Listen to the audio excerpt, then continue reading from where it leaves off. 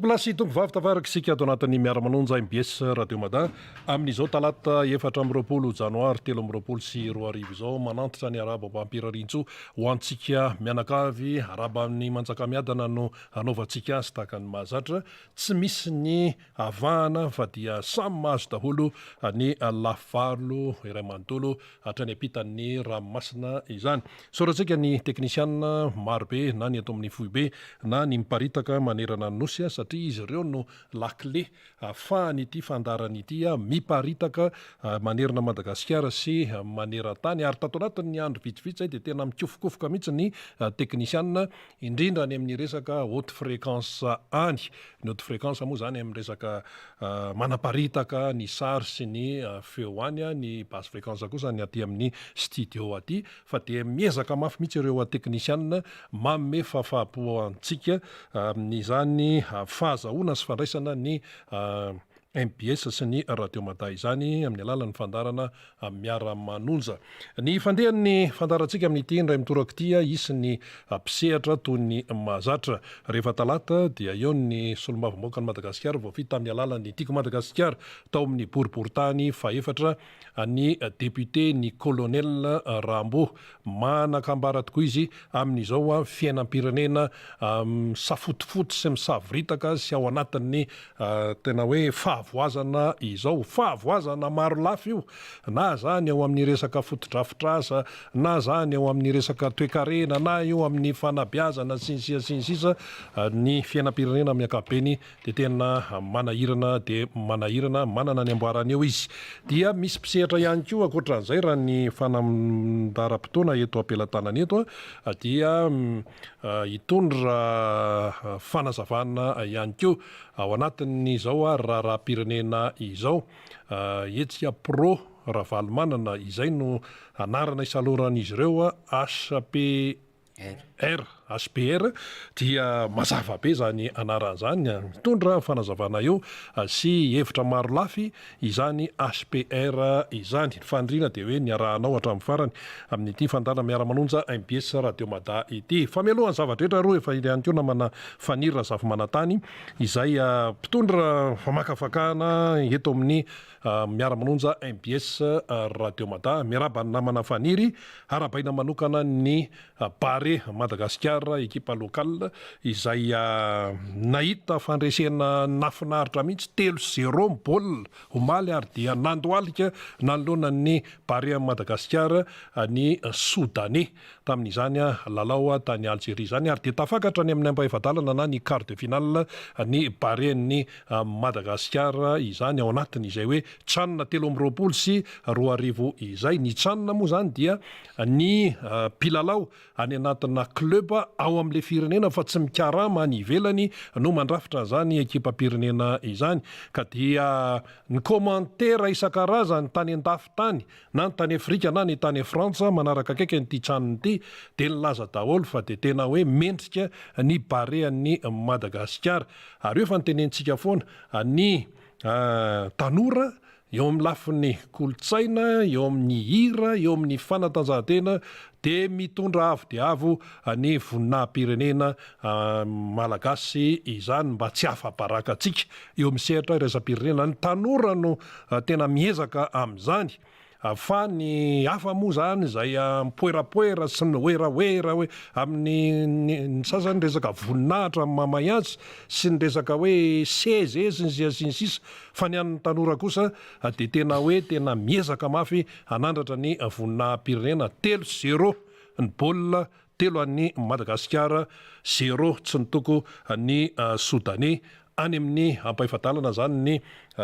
lalan'ny Bare ary dia ny Mozambikanina no ikatroka amin'ny Bare ny Madagasikara azo everina fa zaka ny Bare tsara zany Mozambikanina izany fa dia nanao ny aintsio zavatra mihitsy ary ridaky sary tantelo ridonga ry kolona ridatsiry ary ny mpiandry Tsato-by nina dia tena nampiaiky volana ny tany Algérie sy taty Afrika satria nanaraka niny daholo ny Cameroun ny firenena taty amin'ny continent africaine omaly izany raha fandeha amin'ny baolina moa zany ny baolina voalohany matin'ny tsiry dia ny baolina faharoa izay tena anisan'ny manja dia manja tokoa taty amin'ny ivelan'ny surface de réparation taty dia ny Angaliny Rakoulina. Napetraka Rakoulina tsara mihitsy ary any amin'ny lucarne no nidiran'izany baolina no dakany Rakoulina zany kolona moa ny tena anarany zany fa Rakoulina ny fahaizan'ny rehetra azy dia roa ohatra ny baolina teo ary dia mbola ny ampiray fahatelony izay baolina natery-potsiny satria voafitaka hatramin'ny mpiandry Tsadobe Soudanais dia natery ny lolarana izany lalaina izany baolina izany rehefa samy nanaka teo ny mpiandry vodilarana Soudanais. Ny Soudanais zany amin'ny ankapobeny dia zatra n'ity baolina afrikanina ity, le baolina afrikanina taloha reny, le tonga dia taka be dia mampiasa herim-batana dia baolina ambony sy ny sisa, fa ny an'ny malagasy kosa dia manararoatra ny atao hoe fisavoritahana sy ny tsy fifehezan'ny adversaire dia mametraka n'ilay petit paquet kely izay mampiavaka antsika mitovitovy amin'ireny filalaony brésiliana sy ny Barcelone reny dia netiny natao nisy baolina saka matin'ny Soudanais fa tsy nitsika tany amin'ny Soudanais mihitsy ny vitana raha ny omaly izany dia hitantsika fa tena nafinaritra izany baolina izany, be dia be ny lesona azo raisina amin'ireny ary any an-tanin'olona any dia tena hoe rehefa mitojo hoe mandresy zany ny malagasy dia ny malagasy ray manontolo tompoko no mientana, tsy hoe rehefa mahita fahombiazana ny tanora malagasy any ivelany dia mpitondra fanjakana no hoe mizesta na hoe misehosehosery tsia any ny malagasy rehetra ny tanora ary rehefa mahavita zavatra tsara izy na eo aza ny fahasahiranana eto amin'ny firenena dia tena mendrika tokoa fa tsy hoe rehefa tena miady mafy le boakely any mifokotany any dia tsisy pijery tsisy manina fa rehefa mbo miady izy zany rehefa mbo miady mafy ny atoana fianakaviana ny ray aman-dreny sy ny sisa dia tonga any amin'ny sehatra ambony zay vao misehoseho daholo zay misehoseho rehetrarehetra rehefa tia mahita fahombiazana izany. Ny akamaroan'ireo mpilalao izay hoe lasa kalazany amin'ny ekipam-pirenena malagasy raha baolina kitra zany na ireo professionnel na reto ekipa locaux reto dia atao hoe miaina ao anatin'ny fiarahamonina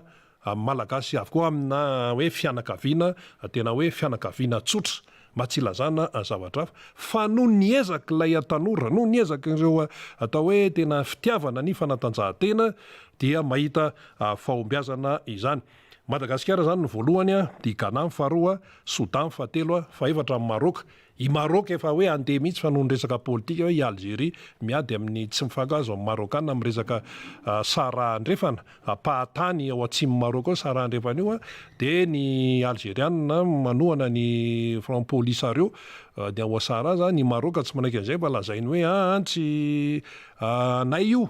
dia gidragidra ohatr'izany ny joueur marokana efa vonona ny andeha mihitsy fa tsy nahazo fahazondalina zany dia teo amin'ny aéroport dia miverina nody zany le izy zany tsisy hidiran'ny tanora mihitsy ilay resaka politika any ambadika any ka iny moa zany tsy maintsy noresahana fa dia bravo ho an'ny Barea Madagasikara ekipa locaux izay miady mafy ny voninahim-pirenena ary dia mirariso ho an'ny Barea Madagasikara isika amin'ny quart de finale ionany amin'ny Mozambika any malagasy rehetrarehetra tompoko io fa tsy hoe andrianina rery na rianina rery fa ny malagasy iray manontolo ary dia mendrika ihany koa ny mpikarakara sy ny ao amin'ny staff ao zany tarihan'ny mpanazatra i Roro izay tena mahita tsara mihitsy ny kipitsopitsony ao anatiny eo ny voaka malagasy moa zany dia manohana tsy misy hoe avakavaka mihitsy amin'izay barean'ny Madagasikara izay irariana soa ihany koa ny any amin'ny taranja hafa satria tsy mibaolina kitra rery ny taranja fa be dia be ny taranja tsy maintsy nyresahana zany satria tena zava-dehibe ho an'ny firenena malagasy zany hoe tafakatra quart de finale amin'ny tranona izany mba mampiakatra indray ny izy azy Madagasikara fa tsy le taremarika le hoe Madagasikara mahantra vretra be zordira zao dia io no hitan'ny rehetrarehetra ery amin'ny digy ery indray no mitoby les ordures dia nefa eo ho any vato zany ny vahiny andray avy ao dia mandalo ao dia maimbo ary ny tena loza rehefa mikatso ny fifamovoizana ao am'dika ao ka ianao zany mifanitsy ao amin'ny le zordira tena amorony arabe ny zany de tena mihetsika daony ny aretitratra mitapinorona daony fa manao kasibosina ina mbola maheno ihany ary tena hoe fofona ratsy de ohatran'izany ve mendrika an'ity vahoaka ny tanina rivo ity ratsirano be etsy ananiny etsy amin'ny lambamena etsy lany vato etsy de zordira de zany foana de manahirana ny mieritreritra azy fa tokony mba ho tonga saina ihany fa tsy de variana any amin'ny resaka hoe seza zao ny artista de mizara misy manao conférence de presse ary de misy miteny ary de idirana daholo ty rehetrarehetra ty idirany mpitondra fanjakana ary zay ny tena resaka fototra io resaka omida zany tokony zareo artista fandamina am'zany fa idirana ny mpitondra le izy de zao le izy misaviritaka ambony ambany miraba namana fanirina zava-manantany andrainy député Ramboary ianao andao ary zatsisy ya de miraba rina de misaotra anao ihany koa miraba ny onja sy faly ao ambadika ao torako zany ihany ko ny namana tantely iando reo mpiara-miasa rehetra zany zay miaraka amitsika atao am'ty tranobe ny MBST radio sy ny fahita lavitra ny mpiara-miasa eny amin'ny radio mada kokoa anareo telomenada eny ambony eny ny any amin'ny faritra rehetra any de ko aloha tena tsy hoadinoitsika mihitsy ny any Morondava ihany koa misy MBS manaraka atsika rehetra ny any Bonglava Vakinakaratra Fianaratsoa Tomasina Antsohy Ambanja Lenda William Toliary maro be zany mandray ay saika diniko Ambatondrazaka miaraka am'ry niry de miaraba atsika rehetra zay mandray tia fandarina miara-manonja ity everina angamba fa efa tomombana ny fampitana vatana izany fa tao ao zany de sahirana be ho an'ny toetrandro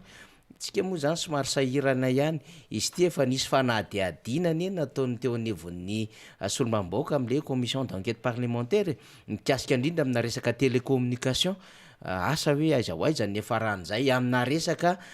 réseau izy ty 4G 5G fa raha hatram'izao aloha zany ratsy be mihitsy ny réseau zay tatoato zany de tsy afaka nanimpo mivatana ny fandarantsika de reny ilaina fahafantarana an'ireny tsangatravatra reny satria miendrika zavatra tsara Madagasikara fa tsy hoe zavatra hafahafa akory no tokony hozaraina amin'ny malagasy zany ka mino afa isika manaraka amin'ny tambazotra sosialy na YouTube na ny FB de mahazo ity fandarina miara-manonja ity efa manao zay mety mihitsy ny refaly ao ambadika ao manipy izany ny vaovao aloha zany ara-panatanjahantena asina mahafinaritra eny alohan'ny anombohan-javatra de arabaina ny Barea ny Madagasikara Tchad zany hoe izy tia dia taky ny kanina ihany Coupe d'Afrique des Nations fa ho an'ireo mpilalao eto-toerana fa tsy misy expat zany hoe tsy misy an'ireo mpila ravinahitra any ampitan-dranomasina de arabaina satria victoire roa zany tsika niona tamin'ny Ghana de niona tamin'ny Soudan rono iray tamin'ny Ghana de telo nohatra tamin'ny Soudan de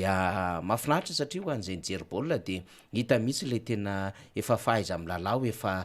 avolentany naseho an'le boakely azo atokisana tsara ny boakely eto an-tanàna zany misy fierté be da be le izy eo anatry an'le fomba filalao bureau zany itsiry moa anisan'ny homme de match tamin'ny farany teo rakolona ihany koa tsara tare be misy lay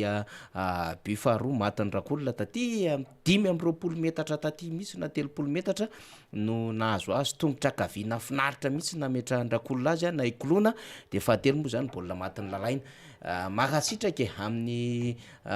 pahifadalana idona Mozambique tsika raha afaka amin'ny Mozambique tsika satria efa phase finale io fa miala an'le fazina groupe de veritsika zany fa tsaratsara le toera Madagasikara nisy fotoana raha teo koa tsika tsaroantsika tsara efa tsara toerana tamin'ny Tchad zany de afaka mamerina tsara am'izay mihitsy isika na ny tamin'ny kanina ihany koa zany zay ny amin'iny fa etona moa zany de manao kokoa satria mandefa be da be mandefa information ny any Tomasina aloha zany satria tany amin'ny firaisan'Anjoma ndray ny jeune team tany Tomasina tamin'ny omaly rehefa avy taty Tanambaosainka taty Ambodimanga taty de tany Anjomary zareo de anaovana kokoa tena mahereza ho am'le adidy masina ho an'ny tandrazana mampirisika ny olona isoratra anarina ao anaty resy-pifidianana fianaratsoa ihany koa ry Rady Patrika ry Tina ry Baksa sy ny rehetrarehetra ny akamajiaby izay manao fanetanana dia arabaina ianareo etsy amboribory tamin'ny fahatelo de manao izany ihany koa ny jeune team Analamanga zany de any amin'ny 3e arrondissement zany zareo am'izao fotoana zao de rehefa tonga ny sary rehefa aveo de alefatsika eo ny sary miara-metana zany hoe vao nahazo toromarika zany tamin'ny sabosy teo zany efa talohan'iny efa nandenga na ny firaisana faefatra na Tsimondrano na Avaradrano na Ambohidratrimo fa ity moa zany ny toy tam'le fianamben'ny tanora teo de araky ny toromarika amin'ny Flora Valomana hoe tairin'ny olona mba hisoratra anarana ao anaty lisy-pifidianana satria adidy lehibe ny mifidy de fa miazakazaka de ny jeune team zany eny boribory tany fahatelo am'izao tsika am'teny zao de makahery anareo rehetrarehetra any ry mitovy anarana amiko ry Faniry Rakotosan any ry Zozo ihany koa boribory tany faharoa ry Zoléon Rady Ravalson zany de boribory tany faefatra zany miara-miasa miara-mifanetana zany ry Frédéric ry Mirana boribory tany fahadimy ry Mika ry Samson zany misy boribory tany faharoa boribory tany voalohany zany resahako zany maro be mihitsy anareo ry Lalaina Rabezanary boribory tany fahenina ry Hery Ranjala ao Ambohidratrimo ao ry Tojo Joemera sady Avaradrano ry Toky Avaradrano ihany koa ry Niry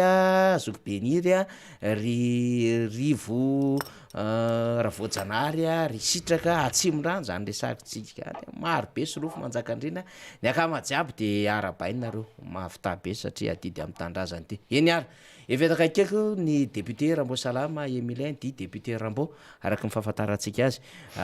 député Rambo zay azo lazaina fa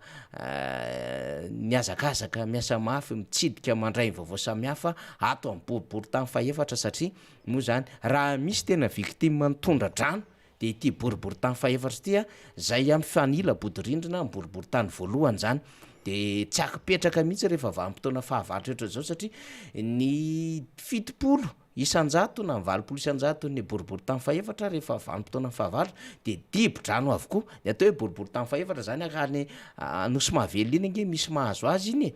de aty Anosy Zato tsy any andrefana fa ty Tsinanana zany de mahazo an'iny Ampefiloha-Ambody-rano aty Andavamamba mahazo any Anosy Be Mahamasina tonga ny Manakambahiny tsy mba zaza boribory tany faefatra zany resantsika rehetra zany de victime mihitsy ny ary matetika ny fenitrabona de mbola niasa ho an'izay ny fandray an'izay ho an'ireo vahoaka samihafa zany de miazakazaka miaona amintsika eto rehefa avy namitahiraka ihany koa ny araka tamin'ny filomarika Ravalomanina tamin'ny lahady teo zay namaly ny antso ny fiangonana katolika de ny Ambohipo teny miaraba député Rambo Salama miaraba Faniry de miaraba ny tsy rina ary reo technicianina zay tarihan'ny faly sy ny ekipa rehetra ao ambadika eo mampita izao fandarana zao amin'ny alalan'ny télévision MBS radio MBS ary ny amin'ny tambadroja serasera zany dia tsy adiny koa ny namanao amin'ny radio Mata zay anisan'ny tena hoe manatanteraka tsaka sandavany ny adiditsiny ndraiky amin'ny fampitana zao vaovao zao manarak'izay de alohan'ny tenenana rehetrarehetra dia tsy mety Faniry raha tsy misaotra an'Andriamanitra isika satria mbola nomeny hatrany ny fahasalamana ary mbola velon'aina nahatratra ity androany talata ity ka dia raha risitsy raha misaotra azy sy midera azy ary de ho azy rery ny voninahitra dia manarak'izay dia manao kokoa anareo maro be eto amin'ny manaraka ny fandarana satria moa araky le fitenenina hoe tantely mambahana ny fiainana de hoentsika amin'ilay tantely aloha le fiainana dia miaraba anareo rehetrarehetra amin'izao manao kokoa maro be ny ato ny boribory tany faefatra ny any Anjanapara sy Anjanamasy rehetra zay any amin'ny faritry Vakinakaratra any dia anareo nandefa atao hoe somaiso manokana mihitsy ny teraky fiteva moa zany fa tsy fikambanana ifanampiany teraky Vakinakaratra eto amin'ny faritra Tananarivo, faritany ianareo any am-Pitandramasina rehetra any, any Linasy, Toulouse, Montréal,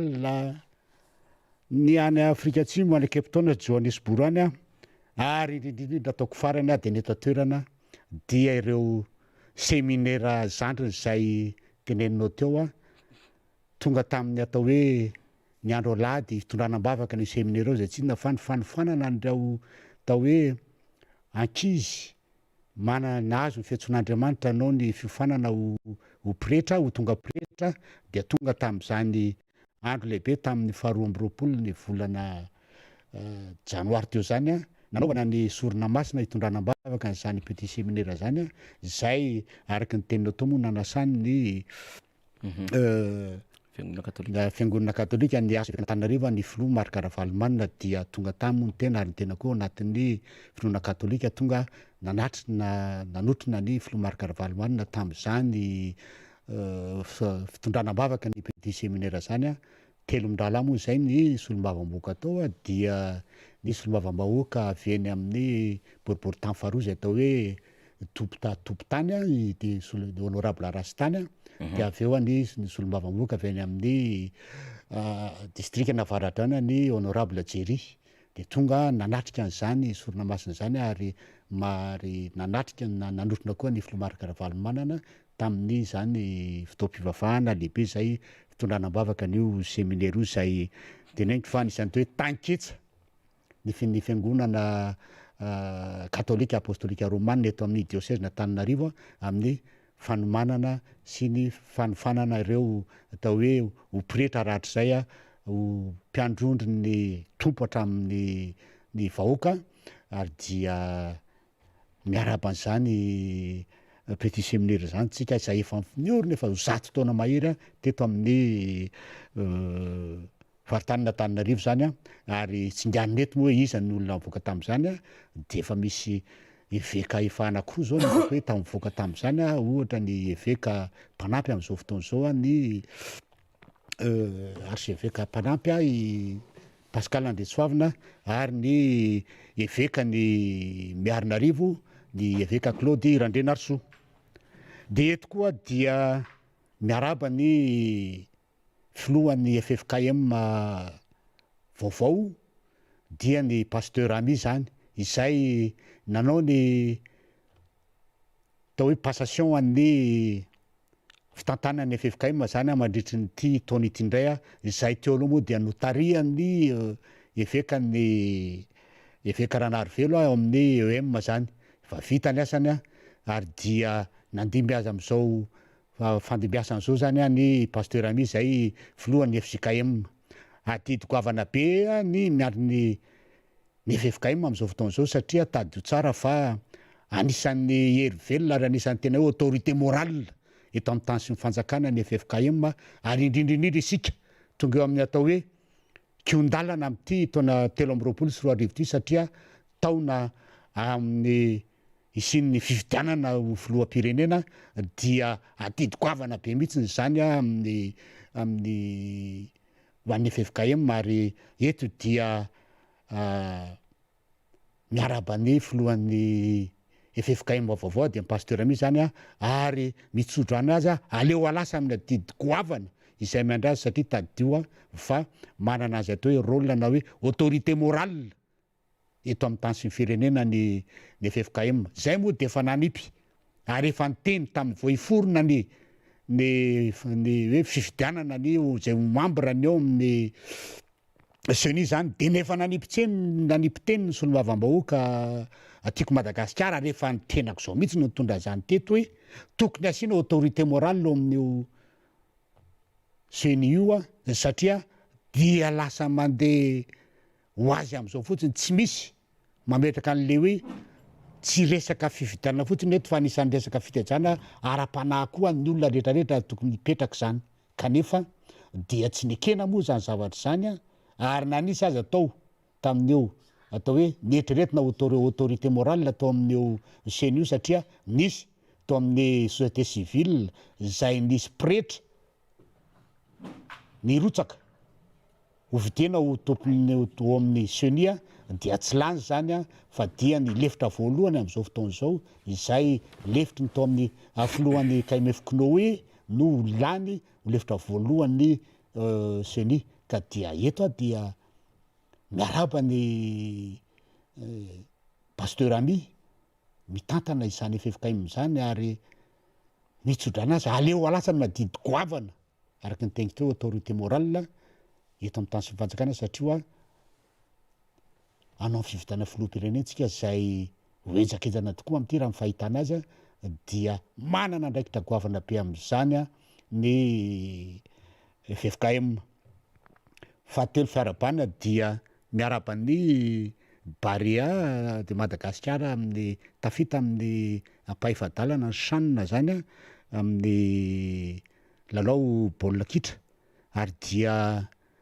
nazava tsara mihitsy ny teninao teo faniry fa boakela vita toerana daholo rehetrarehetra fa tsisy afahany velany naray azy de eto zany de miteny hoe rehefa mahay mifidy tsara sy mifantina tsara ireo olona ambony kianjany mpanazatra de misy mifambiazana de rehefa atao tsara ny fanomanana an'ireo boakely reo de misy mifambiazana ary rehefa misy ny atao hoe fanarahana ny discipline amin'ny fanomanana amin'ny regroupement ary eny ambony kianja de misy ny fambiazana de eto zany de hiteny hoe matoa tranga zany zao zavatra mitranga zao fambiazana zao de anisy ny fahaizana mijery ilay olona eny ambony kianja zany de tokony alain'ny mpitondra fanjakana amin'izao fotoana zao ny fijerena ny olona tokony arasa aminy fa tsy zao hoe olona rehetra sy mahay mitondra bac plus 24 avy any ivelany any sy ndredraretra de hoentina daholo nefa tsy mandeha amin'izy fa misy olo-manga mahay zavatra mahay eto amin'ny tany sy ny firenena ary mahavita miaro tsara ny voninahitry Madagasikara amin'ny zavatra rehetra atao tsy lany olo-manga Madagasikara zay ny tiana lazaina ary tsy voatery tsy maintsy tonga de maintsy be olo avy any velany ary ny teninareo coco avy any velany bac plus 24 avy any velany no entina na avy any no entina hiaro ny voninahitry Madagasikara fa misy olona eto Madagasikara rehefa voafantina tsara sy rehefa voaofana tsara de afaka miaro ny voninahitry Madagasikara amin'ny zavatra rehetra atao na amin'ny resaka baolina kitra zany na amin'ny resaka fanatanjahantena zany na amin'ny resaka fitantanana ny raharaham-pirenena zany akory tsy midika hoe tsy mila izay olona avy any velany fa tiano fantatra zany tiano tenena de hoe ny sanina de olona avy eto Madagasikara daholo fa tsisy anankiray avy any velany azy de ampitana zany zany zavatra zany ho an'izay olona manantsaina sy manam-panahy ka maheno izao afatra izao aoka re mba tsy atao récupération politique indray io baolina io zay matsy mifandehan'ny ny eto amin'ity mpitondra fanjakana eto ty rehefa maresy de hoe zay no nahatonga an'io teo zay no nahatonga an'io teo de oka mba tsy ho ataonareo récupération politique indray io hoe nareo indray no nahatonga ny bandikely naresy de mandeha indray ny erahera mandeha indray ny hoatahoata rehetrarehetra fa raha tena endrinareo dia tokony ho dadalainareo tahaka hoe manao na firafitra io ekipa io de zay no entinareo hitondrana ny tany sy ny firenena ihany koa araky ny tenin'ny faniry teo ihany de hoe lay daka lay mbola tafiditra faharoa zany de avaty amin'ny dimampolo metra de aza raha tadidinao ifaniry fa zay koa no nampalaza ny fédération ivo tao amin'ny tamin'ny FCBV izy dia sélectionné tamin'ny Jeux des Îles fa coup franc voafaka kelin'ny ligne médiane taty amin'ny centre fotsiny daka be fa nijery fotsiny na ny teo amin'ny barasy na ny golna nijery fotsiny ary teo amin'iny atao hoe angle droit amire amin'ny sisiny mihitsiny a no tafiditra amin'ny baolina de mampatsiahy an'izay io zavatra io hoe rehefa tena ampianarina aloha landaka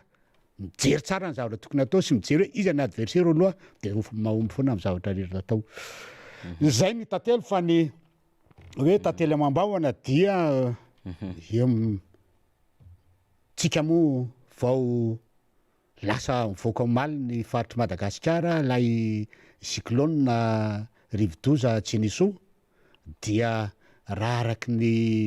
taremarika na voa ofisialy navoaka ny BNGRC moa zany iny fa tsy fantatra hoe inona marina ny tena zava-misy any atoerana rehetrarehetra any fa dia misy amapolo ny maty amapolo maro no maty de misy amin'ny roa alina mahery ny atao hoe roa alina latsaka kely no atao hoe trabona ary misy eo amin'ny atao hoe valo arivo mahery eo ny nafindra-toerana zany ka dia mampionona ny fianakaviana zay nitrandoza na inisan'ireny fianakaviany havana maty tamin'ireny rivodoza reny ary makahery tanteraka ireo trabona manerana ny Madagasikara satria tsy any amin'ny faritra avaratra ihany fa nahatra eto ampovoantany aza de misy koa ny olona nafindra toerana ny any amin'ny irany atsimo atsinanana de misy an'izany koa ka dia makahery tanteraka an'ireo hoe trabona zany ary mirary fahasalamana tanteraka satria ao no misy very taratasy very fananana very vola lasany rano very podika an-trano sy ny rehetrarehetra fa dia makahery anareo ary mampahery amin'ny resaka amin'ny fanavotana zany amin'ny fiainana eto dia makahery manokana ny boribory tany faefatra zay araky ny teninao tao fa tena 80% de tena ao anatin'ny rano tokoa izay atao hoe hatramin'ny natongavana teto de efa nitenenina foana ny zavatra io ny amin'ny fijerena akaika ny ataon'ny boribory tany faefatra zany ary nanantena mafy ny tena am'ilay hoe produire satria ilay produire de natao indrindra iarovana Antananarivo amin'ny tondra-drano ao anatin'ny tondra-drano zao boribory tany faefatra ary mba hita nanatsarana ny fiainan'ireo olona reo ao amin'ny resaka fihevian'ny tondra-drano sy ny cyclone ohatran'izao anisany misitraka an'izany boribory tany faefatra sy boribory tany voalohany ary hifaritra amin'ny distrika Atsimondrano iny izay manamorona ny ranon'ny Kopa natenena le zavatra satria efa tamin'ny 2018 no nisoniaviny zany projet zany faniry ary natenena de hoe mba alaky de malaky ny fomba fiasa ny amin'ny fanateterana azy mba elana amin'ny zavatra mitranga ohatran'izao indrisy nefa fa dia amin'izao fotoan'izao dia ilay produire zay natenenany teto amin'ny boribory tany faefatra mba hoe hitoy ny asa dia nahato aloha nahatony amin'ny niatony tsy fantatra satria rehefa nanomboka ireo tao hoe fanotorana tany izay anaovana an'ireo fotodrafitrasa trano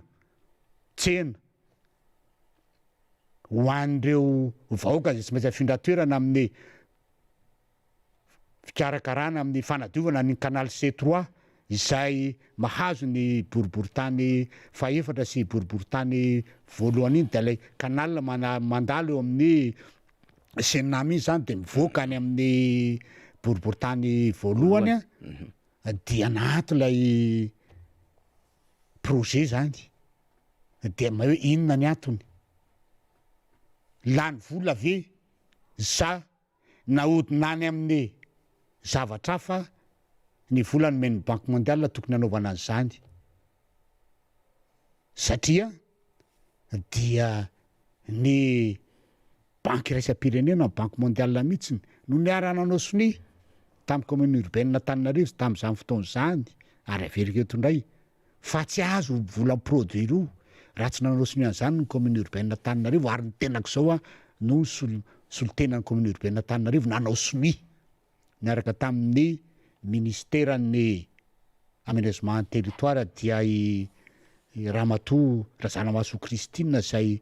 filoana teny pera-pirenena am'izao fotoana zao no niaranao sinoana io zava-io tetibola anaovana an'io projet produire io vita le izy de mampalahelo tsy misitraka an'izany ny boriboritany tokony hisitraka an'izany fa lasa mitoerakafa marina fa hoe ty akaikitsika ity de namoarina rary vato ny moron-drano havanany kopa mba tsy siny hoe favakisany rehefa miakatra ny rano fa tsy adino am'izany lay vahoaka maro be zay ao aminatin'ny boriboritany faefatra zay manamorona ny canal C3 iny canal C3 iny de averiko fa miala tia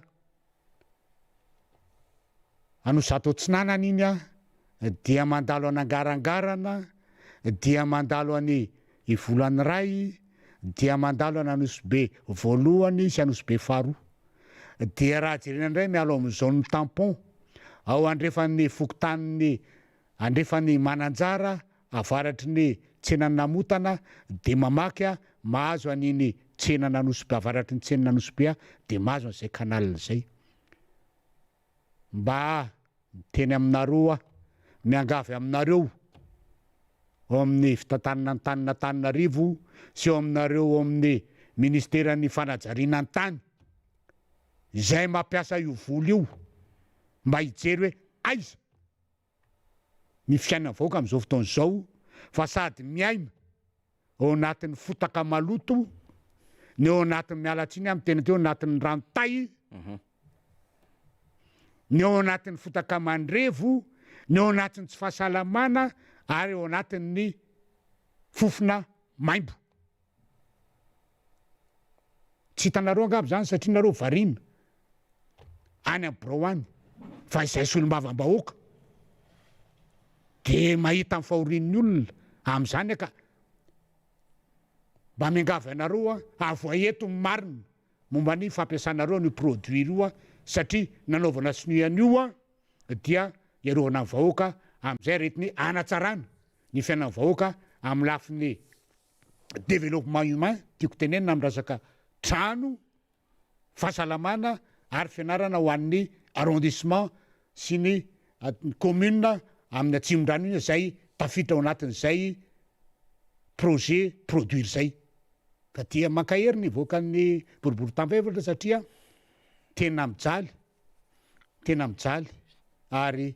raha nantenaina hoe mba rano voaka reny atao hoe maketina voaka makety sy reny sarina alefanareo tamin'ny gazety reny mombany hoe zao ny anaovantsika le produire dia raha nanao ny asanareo ara-dalàny ianareo dia tsy ohatran'izao ny fahorin'ny olona ao amin'ny boriboritany faefatra zay va nyteneniko teo ary tadio tsara fa raha any amin'ireny faritra ireny nitsetsina de miverina amin'ny teny mifaniry teo fa de mifaritra iva rehetrarehetra mahazo any Andavamambambilany be mahazo any Lamy Vato Pasika mahazo any Ampefoloambodirano taraiky daholy ao anatin'ny rano tafiditra any an-trano tafiditra amin'ny fiaraha-miaina amin'ny maloto fiaraha-miaina ao anatin'ny fofona maimbo de hoy zay hoe anisan'ny mamono no vahoaka amin'ny boriboritany faefatra akolaka ny fitantanana am'izao fotoana zao na gouvernement central na gouvernement central local satria maninona tsy mijery ny fahasalaman'ny vahoaka amin'le zay faritra nyteneniko zay no ny antony tsy fahavitany ilay projet produire izay tokony anatsarana ny fiainan'ny vahoaka eto amin'ny boriboritany faefatra am'ireo fokotany valo no lazaiko ireo tomponatoka ianareo ny famonoan'olona tsy hoe manakenda ihany na manafika amin'ny fanafiana amin'ny tapedina na mamaky trano fa izany ataonareo zany de tena mamoan'olona mihitsiny satria tsy mijery akaiky ny fahasalaman'ny vahoaky nareo amin'ny tsy fahavitanareo ny asanareo zay entina anatsarana ny fiainam-bahoaka ka izay zany no azo atao hoe azo ampidi teny fampidirana angamba amin'ny izay fa ny fa de tena zany ny zava-misy ato amin'ny boribory tamy faefatra ary ny azo ny aiko de hoe firandro iny nisy rotsakorana dia malemy daholo ny rindrina rehetrarehetra satria taddio araky ny tenin'izay hoa 800 eto amin'ny boribory tamy faefatra de faritra iva zany ny construction dia am'le fahaly hoe construction trano fonenana marifo dia avy iny rotsakorana dia manto tanteraka mihitsy ny rindrina sy mifototra de rehefa ho avy ndray ny haitany mipoky iny rehefa aveo de irodana ho azy le trano ka dia eto zany dia efa miteny amin'ny vahoaka hoe mila mailo tsara isika ary raha ny fanjakana zao no andrasana iaro dia malahelo miteny aminareo fa tsisy iaro anareo zany eo fa araky ny fomba fisainana sinoa dia tsy misy afa-tsy miatehatra afa-tsy ny amin'ny herin'ny tenany iandry misy sary moa ny nalefatsika any faly ihany zany satria aloha mba ho resahantsika le izy zany araky ny teny député Rambo teo de mbola mandamy masy faly rehefa aveo satria natao laza masaka mihitsy izy ty raha efa voarahin'ny faly izy satria tena hoe rehefa nahazo an'ty projet ny produire ty tsika de tena hoe iova le tanàna ohatran'izao mihitsy député Rambosalama de hatramin'ny lakan-drano hatramin'ny manodidina rehetrarehetra amin'ny avisy havanana iny zany de hoe ho tanàna vaovao andavamamba de nandondoka mihitsy ny mpanohana an'le fitondrana izao ny zava-misy fa tsy arak'izao voatapitra le tamin'ny heritaona no nanaovana nyty laza masaka be ty de mazava tsara zany zay teny député Rambosalama teo raha misy tompona andraikitra de anjara mieritreritra an'izay le fanjakana mako aingana be mihitsy raha makety fa eo am'le fanatanteran'asa zany raha ohatra zany tomo makety tony zany raisina zany de otrany hoe anao be le fanjakana fa raha eo amin'ny fanatanteran'asa dia tsy izy mihitsiny de solo fa misy any sehatra isam-pirenena de mivaovao azytsika zany zao député Rambosalama de ny banque mondiale koa manomboka taitra am'izao fotoan'izao taitra amin'ina ny banque mondiale zany satria mailo izy am'ireo asa rehetrarehetra natao zany manerana Madagasikara am'ireo famatsim-bolany dia ho alefa mifaly eo ny sary zany satria manomboka zany mametraka an'lay tsy mbola nisy hatram'izay ty fa nihitatsika angamba tam'ty fanjakana ty de hoe avereny vola banque mondiale ny teny zay fa am'izao fotoan'izao banque mondiale de zao andefa manam-pahaizana anara-maso ary hitsirika an'ireo asa zay ny vatsiny ny banque mondiale vola zany io zany ny vaovao am'izao fotoan'izao de nisehatry ny lalana aloha zany no titotoana an'ireo manam-pahaizana lefa amin'ny banque mondiale mazava tsara ny soratra eo ambony projet routier banque mondiale ozy izy examen technique évaluation de qualité des travaux financiers mazava tsara mihitsy n'izay de tsy maintsy hotsiriana zany raha teknika reo asa zany zay mivatsiny banque mondiale de eo amikalitao amin'ny azy ity zany tena teknisianina amin'ny banque mondiale ingénieur sy ny sisa mihitsy fa ity zany tsy le olona le mitokatokana any anosy Belleville de vita le fitokanana de manao carottage de tsy tratra indray le 5 cm fa 3 cm ty tsy manam-pahaizany reny anevon'ny banque mondiale ohatra le mitokana ny lalana anosy be député Rambosalama fa reny zany va vao mitotona sy milatsaka indray de anjarantsika indray mandray an'izy satria ho hitantsika eo satria hikaroka momba an'iny indray zany tsika rehefa avy eo député Rambosalama alohan'ny hidirantsika zavatra hafa ny azy zany ny mampalelo am'le izy de zao hoe ny vahoaka malagasy izay voatery tsy maintsy amerina nyreny volandritrosana anaovana nyreny lalanyreny tadiova reny vola omen'ny banque mondiale renany na ny atao hoe partenaire financier atsika rehetrehtra hatramin'izay zay olona hoe manampy atsika reny dia tsy manome fotsiny am'izao fa misy koa ny vola ampisamborona dia averina miaraka amin'ny intérêt zany dia ny any tena mampaleloa am'ireny zavatra ireny a de ny adalan'ity mpitondro ity ny amin'ny tsy fanaovana tsara ny asa ny amin'ny fanarana ny kalitao zay ekeniny izao tontolo zao fa kalitao an'reto manara-pezazandreo lazaindreo manara-penitreto no arahana de lasa misy an'ireny resaka be hoe tsy natratran'le karotazy natratran'izao santimetatra de averina ndray de natratran'izao ndraika de akoa misy an'izany ny any aiko de zao a le malagasy zany a izay mpandohetra ny taranaka faramandimby amerina n'ireny vola nosamborony reny a kanefa ny zavatra ataon'ity mpitondra fanjakany ity omena ny malagasy am'izao fotoana zao a dia tsy araky n'izy raha resaka lalana fotsiny zao dia iverenako ny horaisiko ny tenin'ny zokobe generaly tsaranazy teto hoe ny lalana anankiray rehefa tena vita tsara izy a dia 7 taona no durée de vie-any ao anatin'izay 7 taona zay nefa dia misy miaraky ny teniny hoe misy ny entretien courant misy ny entretien périodique raha ohatra le izy ka hoe teny tsy tafiditra am'izay a de misy ny atao hoe réhabilitation tanteraka dia le lalana io raha ho atsika eto zany de le vola ho averin'ny malagasy rehefa avy eo taranaka faramandimy satria mandeha hatrany amin'ny 3 taona 7 taona amarenana an'ireny a de ho simba vetivety noho ny tsy fahaizan'ity mpitondro ty a tsy fanarana an'le kalitao sady afabaraka ny firenena afabaraka mihitsy ny firenena hoe zany ny mpitondra malagasy no mampalahelo ilay taranaka faramandimby amerina zany volo zany fiainana tadio tsara fa ny fiainana raha izao a de ho enjakenjana de amerina zany vola trosan'ny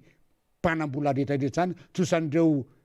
partenaire technique financier reo a amin'ny vola ny samborona anaovana an'ireny de fa fambaraka n'lay firenena malagasy keo reto mpitondra reto tsy de raha reiko reo nafabaraka any rahareo a olona efa lany enatra reo fa tsy mindrarahan'zany reo a raha amin'io tsy fahaizana tatana ny tany sy mifanjakana fa lay firenena malagasy voatonontonona na azy vola be na ampisamborony banque mondiale volan'izao anaovana lalina kanefa tsisy mandeha am'izay izy a lay zavatra atao tsisy mandeha am'izay izy a kalitao an'ny lalana atao tsisy mandeha am'izay izy araky ny vola nomena tsy mifanarahana fampiasana an'le vola fa mandehany amin'ny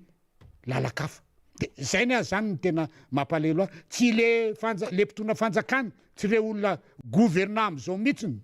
ny mampalahelo fa le firenena malagasy izay tena efa mahantra dia mbola voateniteny foana amin'ny tsy fahaizany reto mpitondra am'izao taona eto mitatana ny raharaha-mpanjakana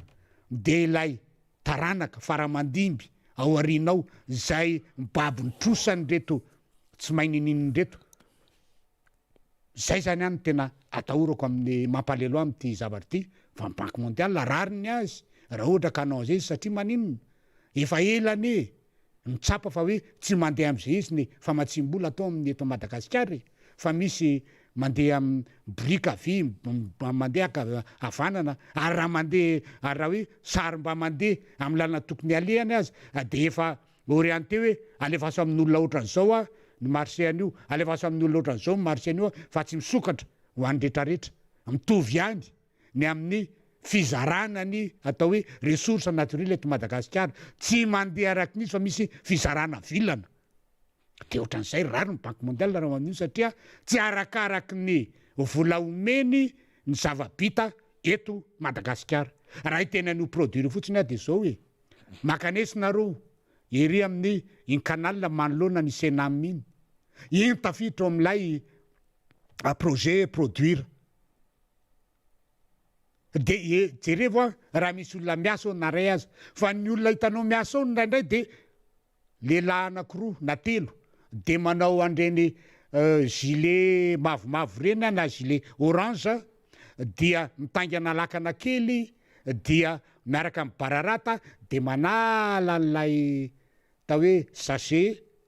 sy lay tavoangy plastika ao anatin'ny orano io na manala ny fatina alika ao anatiny io zay manamaimbo ny tanàna iny de ampiakariny ety ambony ety de mipetraka ao mifako iny efa hoerinandro mipetraka ao dia aparitaky ny olona mandeha tongotra indray le izy na asavoritany alika rehefa alina ny andro dia zany ny zany ve nampiasana n'lay vola azo tamin'ny banque mondiale amin'ilay projet produire zany izy le projet produire matsy hoe projet de développement urbain intégré et de résilience de zany ve no ampiasana n'lay vola azo tamin'ny banque mondiale de mieritreritra ianao hoe zao ve no mba fampiasana an'le vola de zao ve ny tena mba faizan'ity mpitondra fanjakana ity amin'ny resaka fampiasana vola sy resaka fitsonjovana avoakana Antananarivo fantatry io projet io ary raha natao tamin'io de tokony efa vita satria mifanarahana tamin'io dia tena ny soniavina dia efa taona de arakarak'izay dia mitondray raha ohatra ka vita somatsara le izy matsy anatin'ny tsy namezana azy fa ny raha aloha hita hoe ny vahoaka eto fa anatin'ny tsy namezana azy ho tantan'ny vahoakana Antananarivo de satria matahotra fadiran'ovana ny maire ny Antananarivo tamin'izany ny Lalora Valmanina fitondrany Folobe satria so de hiakatra ny côten'ny maire ny tanàna Antananarivo dia afabaraka ny fitondrana Folobe tamin'izany indrindrindra ny ministera tamin'izany zay misahana an'le izy de tsy nomena no tantan'ny tanàna Antananarivo ilay vola satria fatahorana an'izay fa de mena fanjakana Folobe nefa rehefa tonga fanjakana Folobe zay tamin'izany fotoana zany no nanao an'izy dia ny secrétaire d'État ny amin'ny Nouvelle-Ville amin'izao fotoana zao no DG ny MDPAT tamin'izany tamin'io projet io ary niaraka tamin'izany koa ny projet ny PIA zay mbola raha mahita amin'izao fotoana zao mbola tondradrany foana Antananarivo tondradrany foana Antananarivo ka zay ny teneniko hoe rariny sitsiny ny banque mondiale raha ohatra ka andefa olona teknisianina avy any amin'ny zareo hijery ny kalitao ny zavatra atao eto amindreo vola namatsian'ny banque mondiale ny firenena malagasy amin'ny momba ny fanaovana lalana misy kilometatra maromaro izy eto fa dia ahita raharatsika ary 8 ans moa ny tena hoe tsy maintsy hanao conférence de presse izy amin'ny farany ary ny banque mondiale tsy voatery hoe andeha hanafinafiny zany indrindrindrindra sendra n'lay les représentants banque mondiale enjana be le raha matoto eto le hoe midosa tapaka ny rano de hoe le olona ao amiko koa mividy rano lafo no zaka nefa karamany ohatrinny de mino fa rehefa ho vita ny iraka mpanaovana andreo technicianina ny banque mondiale reo dia hitsidika dia hanao conférence de presse enjana be ny solontenany banque mondiale mipetraka sy monina sy mipetraka eto ary miasa eto Madagasikara de hitantsika hoe inona ny zava-misy fa dia zay zany no amin'izay zavatra zay fa dia aleo mihitsy no avy amin'izay koa aleo avy amin'izay ary niara ny tena tadiavo koa akoatran'ny efa tenenao momba an'izay tena tadiavo koa akoatran'ny efa nyteneniny to amin'ny cour des comptes de mba tonga eto koa izy akoa ny alefan'ny zay namatsy vola rehetra tamin'ny resaka Covid-19 tena hijery tanteraka hoe ahoana fandaniana le vola be tsy toko tsy foroana lany tamin'ny Covid-19 mba tena hoe tsy navoaka ny cour des comptes fa aleo mba hivoaka ohatran'izay koa any amin'ny mihitsy nandeha fa raha eto matsy vita n'lay au pays de moramora izy ny fitenenana eto Madagasikara de vitantsika manarotsarona eto maninona voatsarotsarona satria betsaka ny hoe raha voavoaka lay de amorona anay dossier lah misy an'izao dia takona marina ka aleo koa isy an'izay de aleo hivoaka eto marina de hoe hita marina hoe inona ny tena nataon'ity fanjakana amin'izao azona vita hoe vita 80% ny zavatra atao kanefa na ny 20% za atahorako ho avy amisitsika député Ramboasalama tamin'ny zoma teo nga prime ministre lehibe ny gouvernementa de namaly ireo fanontaniana maro manitikitika sady nanatsaratsara mivata amin'ny tanin'ny ainao manjery ny ainao manjery mpanjakana moa zany fa nahazo koa ianareo solombavam-baoaka zay niketrika ny motion de censure iny deputé Ramboasalama satria prime ministre de nanazo koajy ny solombavam-bahoaka ho mpanakorotana ary mitetika mihitsy anatin'izay hoe mety haningotra mihitsy ny filoham-pirenena zay akoatran'ny prime ministre sy ny gouvernement zany fa aleo aloha mba ahafahantsika tsara mitondra n'lay fanadihadiana de hoenotsika satria mety misy tsy naheno tsara fa averintsika le sombiny hoe inona le velokanota zay nataon'le prime ministre tamin'ny zoma teo ary inona mba fomba fijery ny amin'ny hoe andraikitry ny parlementaire fa izy moa nandray izany ho fanakorotana de verineto ndray tsika ara fa ngatatsika faly andefa izay hitatsika fa taorinany iny fitsympampitokisana zay nikasaina teo anivon'ny antenimierim-pirenena reny de nangina tokoa ny tenako ny antony tsy tiako avy amiko ny finafitoina nijanona ho ray aman-dreny teto anivon'ny firenena hatrany tenako hatram'izay betsaka ny fiantsina betsaka ny antsojay betsaka ny fanendrikendrena maro samihafa kanefa noraisiko fanakianana izy reny ary noraisiko hatrany ho fiainana ama prime ministre ny tenako satria ny mpitondra de tsy maintsy kianana ary zany no mafirenena demokratika mandala an'izany hoe liberté d'expression ho zany ny zavatra tsara ho amafisina de zao ny motion de censure dia ekeny lalam-panorenana ary ny motion de censure dia fitaovana nyray tokoa eo ampilatana ny antenimierim-pirenena ahafahany mampiseho ohatroatra nahoana ny fomba ahitany ny fandehany asan'ny gouvernement fa ny zavatra nisy de zao ny tenako dia prime ministre niainga tokoa avy amin'ny vondrona politika na ny parti politika ihany koa ny filohan'ny republika Andriamatoa Andry Rajoelina ny motion de censure zay kasaina natao tao anivon'ny antenimierim-pirenena dia ny maro anisa tokoa no nikasa nanao azy ary io no mametraka ny fantaniana mampametraka fantaniana amintsika rehetrarehetra ny hoe inona maro ny zavatra misy satria fantatsika fa ny fitram-panjakana io ambany fitariana Andriamatoa filohan'ny republika dia tsy nakasitraka ny fomba anakorontanana ny fanjakana satria azadino raha lasa tokoa ny motion de censure iny tsy ny prime ministre rery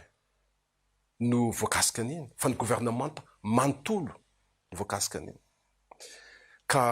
zay no ilazako amitsika fa misy endrika fanakarontanana to ambadiky iny ary amafisiko an'izany de zao rehefa tsy naomby tokoa ny motion de censure dia nisy fitoriana natao teo anolohan'ny fitsarana avo momba ny lampanorenana ary ny HCDDED nitondra azy legitime na tsy legitime de zao ny zavatra resako amitsika ny filoham-pirenena araka ny andiny fa efatra amby dimapolo ny lampanorenana dia izy no manendry ny prime ministre ny tenako tsy mino na de ray segondra azy fa manana fahefana ny filoham-pirenena manala amin'ny toerana ny prime ministre raha ohatra ka hitany fa tsy mety amin'ny tsony hitany fa tsy mavita ny asa ntsony ahoana moa ny filoham-pirenena aniraka ny maro anisa anakorontana ny fanjakana kanefa manana ny fitaovana izy apetraka ny lampandrenana eo am-pelantanany analany ny premier ministre ohatra ka tsy mety aminy tsony tsy mavita asany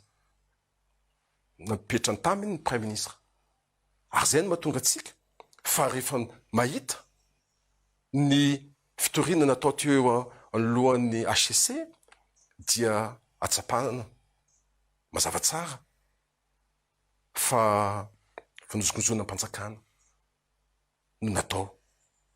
taminy etsika tafarany taona iny. Zavatra misy de zao ny antenimieram-pirenena ihany no nanitsy ny zavatra misy ny zava-nisy tamin'ny fotoanany ireny azo adinontsika ny antenimieram-pirenena ihany no laza hoe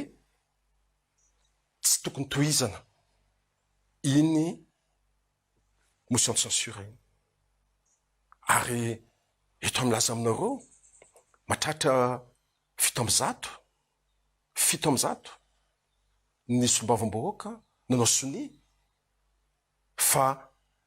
tsy tokony tohizana tsony iny motion de censure ka androany nolazako amitsika malagasy havana rehetrarehetra fa ny fanonganam-panjakana dia endrika tsy demokratika ary hitatsika zany antsojay zany ary ho hitatsika zany ao anatin'ny herinandro vitsivitsy hitatsika zany ao anatin'ny vonana vitsivitsy iza daholo no hita tombotsoa amin'ny fanonganam-panjakana satria raha ohatra ka ny premier ministre ny gouvernemanta no kasaina anaovana iny fitsim-pampitokisana hitatsika fa ny filoham-pirenena no tadiavina ahongana tao anatin'ny etsika iny. Misaotra ny falitsika nandefan'iny nataontsika lavalava kely mihitsy izy député zany mba azona le filina fa hoe tsy ho tapatapahantsika zany fa avy aty amin'ny fara mihitsy ntsika makany aloha raha za le premier ministre menatra am'le fanehoan-keviny ny antony teneniko hoe le fanonganam-panjakana de tsy mitondra tsombotsoa an'izy ary tsy ara-demokratika zany de zay le tiako teneny hoe raha za le premier ministre menatra satria le patron politika mihitsy le patron ny amin'ny exécutif le filoham-pirenena nanendry azy zay no resahany tao anatin'le article 54 hoe izy manendry ary manana fahefana politika ka tsy izy ny anerika ny antenimieram-pirenena zavatra hafa aloha raha zay ny resahanao betsaka ny information azo fo zany mahamenatra ihany izy satria izy ihany no mitifitra n'lay filoham-pirenena am'le fanehoan-keviny tsy ampiambambana resantsika zany satria le filoham-pirenena nge nanonga-panjakana 2009 zany mihitsy tsy ara-demokratika ary izy no miteny inona ny tombontsoa ny eto ny fanongana-panjakana de izy ihany no miteny ray rehefa aveo hoe mety ho tonga ny fanonganana le filoham-pirenena zany hoe reto mpitolo reto zany raha tsorina le izy de tena matahotra fionganana mafy zay zany mahatonga azy ireo manitsaka lalàna manolana lalàna manodina lalàna ary mampiorory sy misambotra etsero fa io moa faneho-kevitra avy aty aminy fa député Rambo nanana fahenonao tsara ny faneho-kevitra iny ianao mpanakorotana nareo solombavam-bahoaka zany ny filoham-pirenena manana ny fanapahan-kevitra nisy ketrika fanonganam-panjakana maro be zavatra andresahana tao anatin'iny adevitra motion de censure iny mandeha tsara ny firenena aloha zany ho azy koa za zany maheno an'iny kabary iny dia iny adevitra iny de tena raha zany premier ministre nanao ny zavatra iny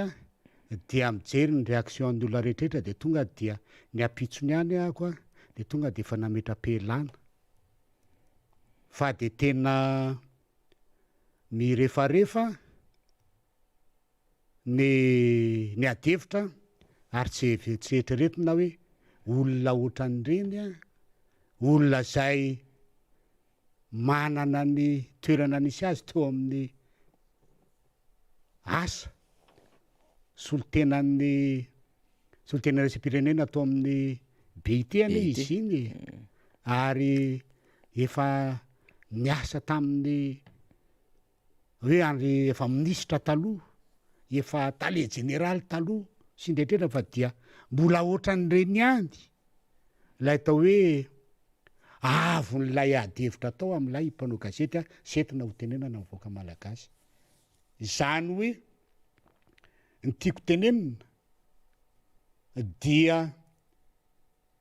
tsy nanao fa tsy ny aro tena ilay prime ministre na ary niaro ny zao fitondram-panjakana zay fa tsy azo arovan'izao tsony izay atao hoe fitondram-panjakana efa mba vahoana amafisiko kely le teninao tamin'ny farany teo faniry hoe ataotsika ty amin'ny farany de amafisiko iny hoy za hoe ay ve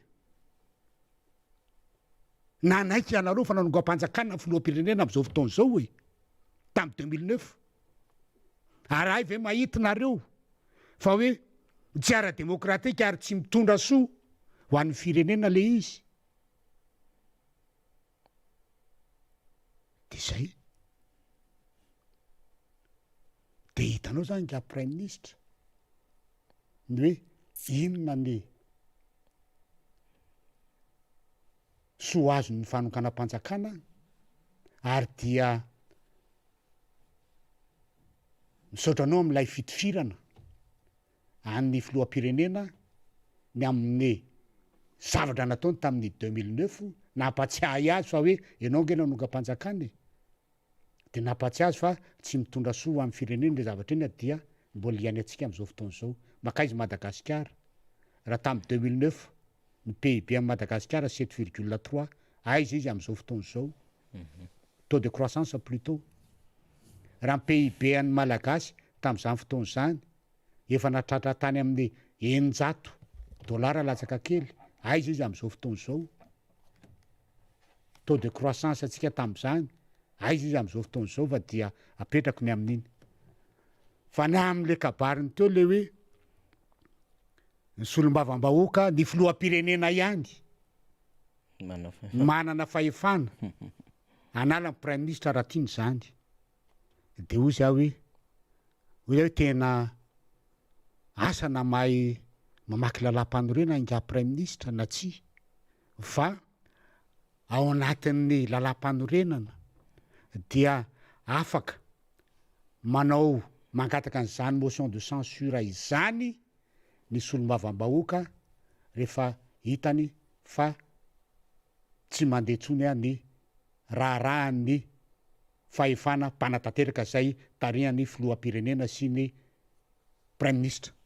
ary mazava tsara no anatin'ny lalam-panorenana nga prime ministre fa ianao prime ministre mihitsiny no esorina miaraka amin'ny gouvernement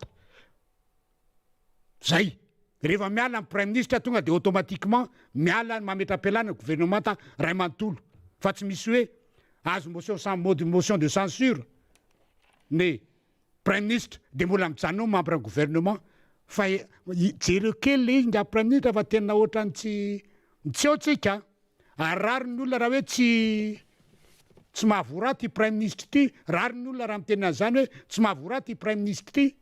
fa rehefa mandeha motion de censure ka feno mifepetra vita sony ho an'le roapatelo nanao sony an'izany voapetraka somatsara avy izenareo de automatiquement tonga de fa mandeha ny fifidianana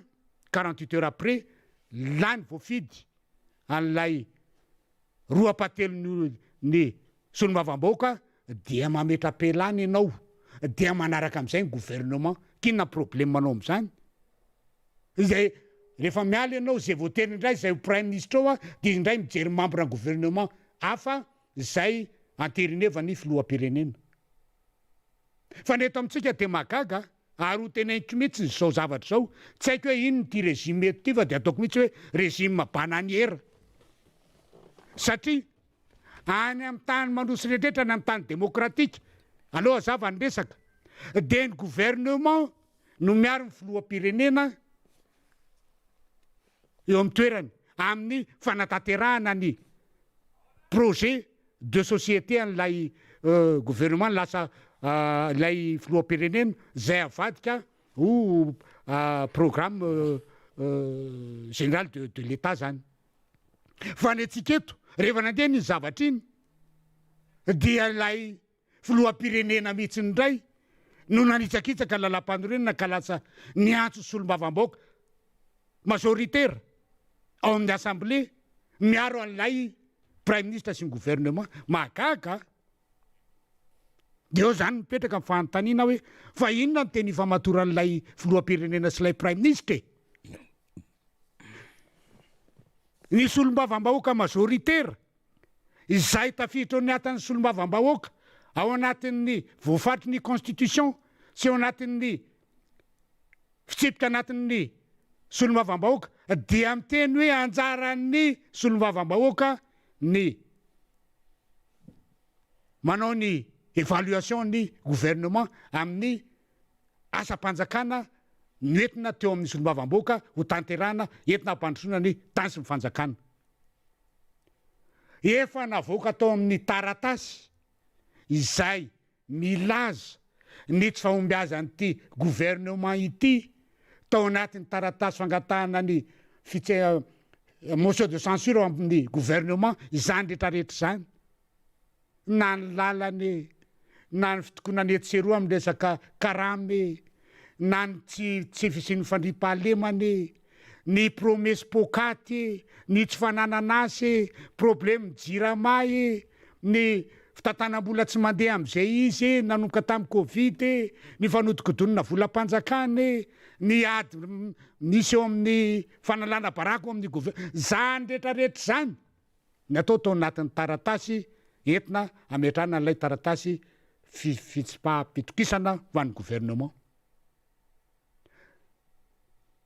tsy ny prime ministre rery tsy ianao rery nga prime ministre no tafiditra amin'izany fa gouvernement ray manontolo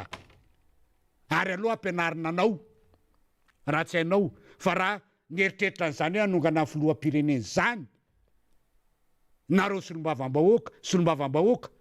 izay nanao sony an'iny majorité be de be de tany amin'ny motion d'empêchement natao fa ianao no tafiditra ao anatin'izay satria tsy mandeha am'izay tokony laoniny zay tokony andehaniny resaka fampandrosoana firenena ary hita amin'ny firenena zay ianao lehibe amin'ny administration de hita mihitsy le firenena fa tena miemotra na de mena vola tsy toko tsy foroana azy dia miemotra ary any amin'ny faefatra amin'ny farany resaka fampandrosoana no resana eto amin'ny zao tontolo zao dikan'izany ianao mihitsiny sy ny gouvernement miaraka aminao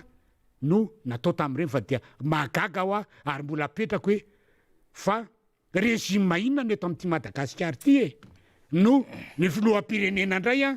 no miaro ny gouvernement fa tsy ilay gouvernement izay manao ny asany ny fanatanterahana ny projet de société napetraka ny filoham-pirenena no miaro azy de mbola apetrako ihany ny fanontaniana hoe fa inona marina tena famatoran'ny nga prime ministre sy ny filoham-pirenena sa ve zany midika am'ireo ny zavatra miseho am'izao fotoana zao potika ny lalana eto Madagasikara eo asivy zany de mbola tsy asorina ihany le ministre araky efa naovan'ny olona esteny hoe ministry ny lalana tsy vita de mbola eo ihany efa miariary zao ny tsy fahitana ny fampiasana an'le lay volan'ny fond routier zay lajana fa manana 800 milliards tsika nefa reny ny lalana zay hitatsika ireny de sao tapaka ho azy ny fifandraisana amin'ireny lalam-pirenena reny satria maninona tsy nikarakarana de meloa tamin'ilay fond routier ny lalana araky ny tenyle généraly Zokbenay tao hoe misy ny entretien courant misy ny entretien périodique rehefa tsy vita teo ny réhabilitation zany hoe raha nisy ny vola teo aminareo dia efa natao de meloa de tsy tonga am'izao fampotehan'ireny lalany reny tsy mijaly ohatran'izao vahoaka mividim-pianana satria tady io tsara fa arakaraky ny lalana no edanan'ny olona amin'ny vidim-pianana amin'ny vidin'ny sakafo tsy mijaly ny vahoaka amin'ny resaka fitadiavana andavanandro satria tsara ny lalana, misosa tsara amin'ny fiara, tsy miala vola ny olona mividy piesy, misosa tsara amin'ny fiara, tsy tapatapaka ny famatsiana ny olona, misosa tsara amin'ny fiara satria tsy tapaka ny lalana dia mandeha ny fanairasarana araky ny asa. Fa ty prime ministre ty zany a dia miala tsiny amin'le fitenenana fa dia manabarabara ny solombavam-bahoaka izay ao amin'ny majorité maronisa izay tsinona fa mpanohana ny filohan'ny republika amin'izao fotoana izao ihany. Tadio tsara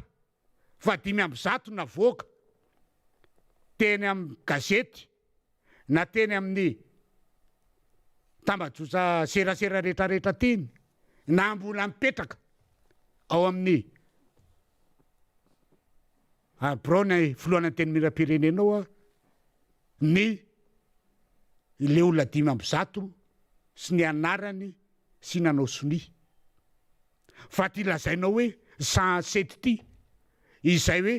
nanajanona fa hoe tsy lanatoizina fa manakorotana mba avoay ary hita amin'ny masonay e. De hoe iza daholo reo solombavam-bahoaka reo de anao ny fanadihadiana zay hoe tena marina ve le sio sa ahoana fa avoay eto hita amin'ny masonay le olona 107 nanao soni fa aza atao resa be amin'izao fotsiny. Atao hita amin'ny masonay le izy de hita hoe reto marina le solombavam-bahoaka 107 izay nanao soni fa hoe tsy ilaina ny anoizana an'io motion de censure avoa hita amin'ny masonay. Fa nitsakitsahanareo ny lalam-panorena ary mbola verika indray fa ny tomany mihitsy ny filohany anteny miram-pirenena teny amin'ny arena teny Ivandry nanaovanareo azy olon-dehibe ny nampitomaninareo ny amin'ny fanatsakatsana ny lalam-panorena hoe ajanony any io zay tsy azo atao zany. Izay tsy azo atao satria maninona ny lalam-panorenana mihitsy no miteny hoe tsisy tokony tsabahany filoham-pirenena ny raharaha ny anteny miram-pirenena. Rehefa angazay koa le procédure. Le procédure efa angazay rehefa nivoaka tamin'ny tambajotra seraseran'ny solombavam-bahoaka ary ny solombavam-bahoaka rehetra nanao siniry faniry de efa nahazo an'ilay somaiso nalefa ny tao amin'ny anteny miram-pirenena. Matory hoe efa nivoaka ofisialy de efa lasany amin'ny gouvernement zany. Ka eto zany de miteny hoe ty le prime ministre ty dia tsy haiko aloha raha zaka mivavandreo solombavam-bahoaka maronisa izay nanao sinireo izay lazainy hoe misy 700 reo fa moa zany mbola misy atao hoe 45 zany tsy ao anatiny de ahitana ny antoko tiako Madagasikara sy ny atsasany amin'ny GP ny sasatsasany amin'ny GPR dia ny sasatsasany amin'ny GMF sy amin'ny atao hoe non affilié fa de avoay ho hitanay fa de zeto zany de miteny hoe ory solombavam-bahoaka 107 107 ndray zany zao natao anarinarona 108 raha totono tsy mivokina amin'izany tenin'la prime ministre zany de maty ozatra satria ny olona voatendry izay ianareo maronisa nametraka azy eo no ny article 54 satria ianareo majorité tao amin'io anteny miram-pirenena io nareo maronisa de zany ray no teny ataony aminareo fanaovana tsinitsinana anareo majorité zay nametraka azy ho prime ministre. Ka zay no teneniko hoe raha tontolo tsy mivokona amin'izany maty osatra e. Ary rehefa tsy manakambon' zany ny solombavam-bahoaka de aza milatsaka tsony amin'ny manaraka satria ilay mahasolombavam-bahoaka anareo afaka mitsara afaka manao ny tombana afaka amin'ny mijery hoe mety ny fomba fiasan'ilay fahefanam-panatanteraka izany nataony aminareo solombavam-bahoaka maronisa. Raha ho anay atao hoe ato amin'ny fanoherana tsy misabaka fa tena mitana zany fanoherana zany efa miomana amin'izany zay ary ny tenay de hoe tena ambany de ambany le resaka ambany de ambany le resaka adevitra fa de tena araky ny asana ny anatra an'izany isika solombavam-bahoaka fa de malahelo de nisy boky classe de 4e zay a tao amin'ny biblioteka misy an'izany hoe pleure au pays bien aimé. Tena zany prime ministre ny firenena malagasy zany, izany ny fatakaran'ny constitution, izany ny fomba fanaovany analyse ny fiainam-pirenena, ary efa fitahana koa ny vahoaka hoe 80% vita, kanefa raha jerena tsy nda 20% za tsy tratra. Zany le prime ministre manohana ny mialokaloka tsy haintsonina hoe inona ny tena erany amin'ny filoham-pirenena. Fa raha tena prime ministre rangaha tokony hanoatra an'ireny prime ministre any ivelany reny, raha tena manana an'ilay atao hoe etika fanaovana politika sy manana maha prime ministre azy, manoatra ny prime ministre Nouvelle-Zélande, Péruvianina koa. Péruvianina, hita fa mikorotana fanjakana tsy mety, masaka tsara hoe miala fa tsy eto tsy tadiavina daholo ty lakôly rehetrarehetra ty atao hipetra tsy elana am'le seza. Mampalahelo aiza moa Madagasikara no androso. Zany ny toe-tsaina, zany ny toe-tsain'ny mpitondra eto. Aiza Madagasikara no androso. Ka eto zany dia miteny amin'ny vahoaka hoe zany ny zava-misy ary malaza be mihitsy io resaka io. Fa ny fotsiny dia netretika hoe mba ho betsaka ny mpanaraka azy eo amin'ny tamadrotra serasera. Ay tena tsy nasian'ny olona sira le izy. Tena zara fa nisy mijery. Zara fa raha nisy nijera, zany efa tokony amperitreritra an'ilay prime ministre koa zany e. Hoe tsy naharisy akory ny fisehon'ny Asin'Andriamanjato tao amin'ny Real TV ty zavatra nataoko ty. Fa tena tsy afa-pahatelo ny nanaraka ny fandarana nataony ny Asin'Andriamanjato, ny fandarana nataony nga prime ministre rehefa jerena ny tamadrotra serasera. Mampieritreritra zany tokony eritreritra le prime ministre hoe ahoana marina moa za ty le. Tokony nametraka fantanisa hoe inona marina moa tena zavatra tena napetrako teto. Zavatra napetrako teto dia nalan'ino filoham-pirenena io nikarakara ny fividana izay nanenena vahoaka be dia be. Zay aloha tsy tao anatiny aloha zava ny resaka. Fa izay olona mifidy azy dia manenina amin'izao fotoana izao satria ndrebirebenareo tamin'ny doublon, ianao prime ministre tamin'io. Ka ao anatin'ireny doublon ireny, ndrebirebenareo tamin'ny ty lavatondro be dia be mitovy bureau de vote anankiray dia lavatondro anankiray mitovy, ianao tao anatin'ireny. Dia mampalahelo ka raha zany ohatra anao nga prime ministre dia efa mitady lavaka hoe aiza no andehanako fa efa tsy milamina ty fa io zany dia tsy maintsy ho teneninay foana io. Tsy maintsy ho teneninay foana io. Ary mafy ny fitenenina an'io. Fa dia io masakay mpamosavy milevina moron-dalana ty. Matatiza valikitsaka. Ireny nataonao ny solomavam-bahoaka. Dia ianao ane mandrapatapitry ny mandana eny dia raha mbola ianao anao dia mbola ho tratrana eo amin'ny assemblée foana ianao e. Ary mandrapatonga ny fahalan'ny mandana dia mbola raha mbola ianao any prime ministre dia tsy maintsy mbola eo ny telo tsika. Dia zay no teneniko hoe mpamosavy milevina moron-dalana fa efa teny momba ny solomavam-bahoaka ianao lazainao mpanakorotana nefa efa nyteneniny namako omaly zany zavatra zany. Solomavam-bahoaka neny nametraka anao tao e. Fa tsy hoe ny latsaka avy any an-davitra dia tendreninga Era-Jonary Mampianina ianao dia hoe tindray no ataoko prime ministre, fa solomavam-bahoaka satria solomavam-bahoaka manaraka ny constitution ny article 54 dia nametraka anao tao. Ka zay le izy zay. Fa dia araka ny fiteniny any avaratra zay ianao koa avy any dia hoe eo tsika mahita izy e. Eo tsika mahita izy. Zay angambany amin'iny kabary iny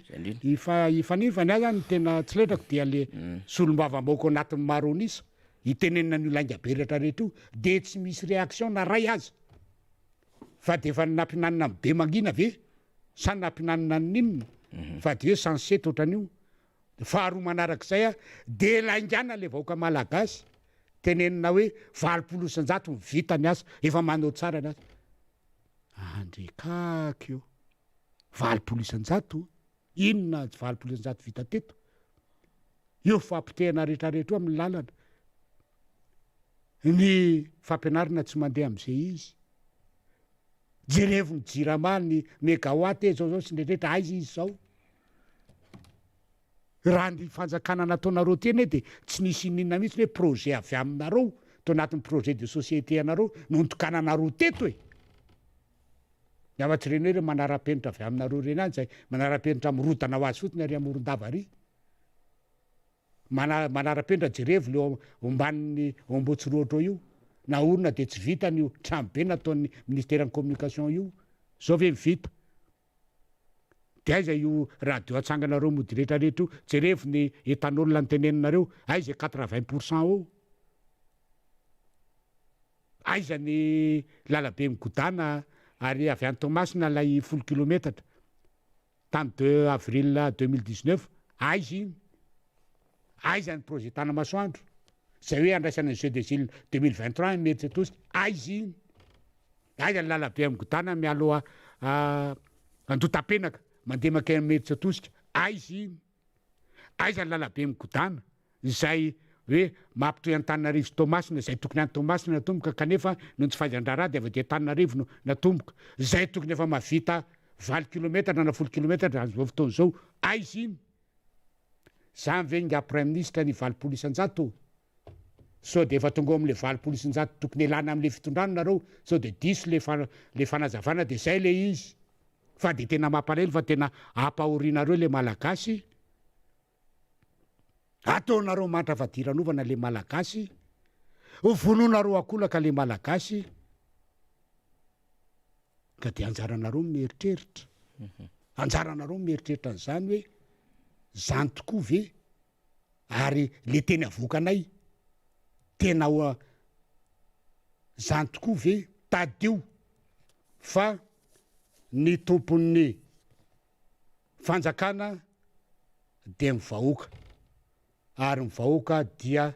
feo n'Andriamanitra ary zay feo n'Andriamanitra zay Andriamanitra nga prime ministre tsy mandainga mivahoaka tsy mandainga fa rehefa tonga ny fotoana ilazany vahoaka amin'ny marin'izay ary izy toman'ny vahoaka ny fahefanany aminareo dia tokony heritreritra ianareo mpitondra am'izao fotoana zao aloha verenantsika vakina misy le andiny fahatelo am'zato de taperitsika teo zay adevitray satria mety tsy namaky lalam-pandroenana le prime ministre de lasa miteniteny foana zao nambarany eo am'le andininy fahatelo am'zato de hoe azo ny antenimera pirenena tao ny maneo tsy fakasitrahana ny andraikitry ny gouvernemanta amin'ny alala ny latsabato fitsipaha-pitokisana tena mazava ty nga prime ministre azo ny antenimera-pirenena tao izy maneo tsy fakasitrahana ny andraikitry ny gouvernemanta ny atao hoe gouvernemanta dia ny prime ministre sy ny ministre ao anatiny miaraka amin'ireo sekretera mpanjakana fa tsy hoe ny prime ministre de tonga de miaraka am'izay koa ny gouvernemanta so de tsy hainao raha mamaky n'le article 103 raha am'teny français le izy de zao l'Assemblée nationale peut mettre en cause la responsabilité du gouvernement par le vote d'une motion de censure. Le gouvernement ngamba hiverina hoe izy rery fa membre gouvernement tsy gouvernement zay madiso an'le zavatra resany fa tsy prime ministre reny engeny asorina fa hatramy membre gouvernement fa everiny ve tsy mamaky teny ve le prime ministre faro fonosiny ao anatin'le motion de censure le filoham-pirenena hoe tadiavina mety iongana koa de iny le filoham-pirenena sy mpiara-miasa aminy matahotra de ajano miara le motion de censure fa tsy mety io de lasa nahazo aina tao anatin'izay le premier ministre sy ny membre gouvernement de hatram'le mpikameran'le membre gouvernement tonga mamono afatra any amin'ny arena manitsaka an'lay lalam-pandroenana daholo am'le séparation de pouvoir ty hoa mbola ho adininy anareo tonge tsy ho afamaina sao de mieritreritra no afamaina e tahaky le azo raisina fa tsy mitombony mbola tantara mipetraka zany sy ny akta ataon'ny gouverneur sy ny rehetrrehetra fa zao misy farany raha jiaby tena marana antsika azy deputera voasalama satria tsy maintsy ny teny an'izay tsika fa raha tsy mivaliny zany resaka zany de ohatra midingindrambo le prime ministre hoe manamarina rehefa nangingina le motion de censure fa mbola any mbola manana fahefana ny solombavam-bahoaka valo amby telopolo koa ray apaha-efatry ny solombavam-bahoaka rehefa azo ahetsika io de tokony ho hetsika makeny amin'ny fitsarana avy momba ny lalam-pandroenana mbola betsaka ny zavatra azo atao fa tsy hoe nijanona tamin'iny fotsiny tsika na ny solombavam-bahoaka na ny antenimera-pirenena fa mbola mitondra raha tena marana anazy de mpiteram-posalama isy vahiny eo rehefa aveo dia ny fanetanana angambany ny amin'ny fifidianana zay atrehana na hoanina tsy hoany na anao nyfanjakana na tsy anao na mety manao ady akafetsena koa ny fanjakana am'izay mety hoe dona tampoka ny ambadika any zao mbola tsisy mandeha am'izay loany ny vola ny fandaminana ny rehetrarehetra de tsika miomana foana manetana ampifidy de zay nanaovako fakahirezana ny tanorana tia manalamanga zany am'izao fotoana zao eny amboribory tany fahatelo eny hiatrika ny fividianana zay vinavinaina ho any lalam-pandrenana hoe 3 marina tokoa zany faniry ao anatin'ny atao hoe herinandro farany ao anatin'ny fanavaozana tanteraka ny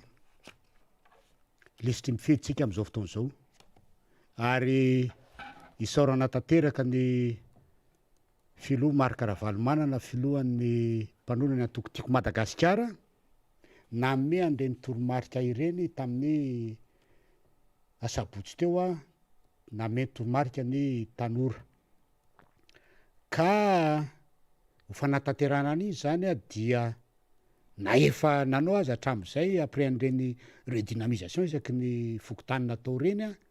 zay efa nanomboka ny asa fanetanana sy ny fijerena ny mpitsambana ao amin'ny antoko sy ny fijerena reo atao hoe olona rehetra mpiara-dia amin'ny antoko eny amin'ny ato anatin'ny distrika dia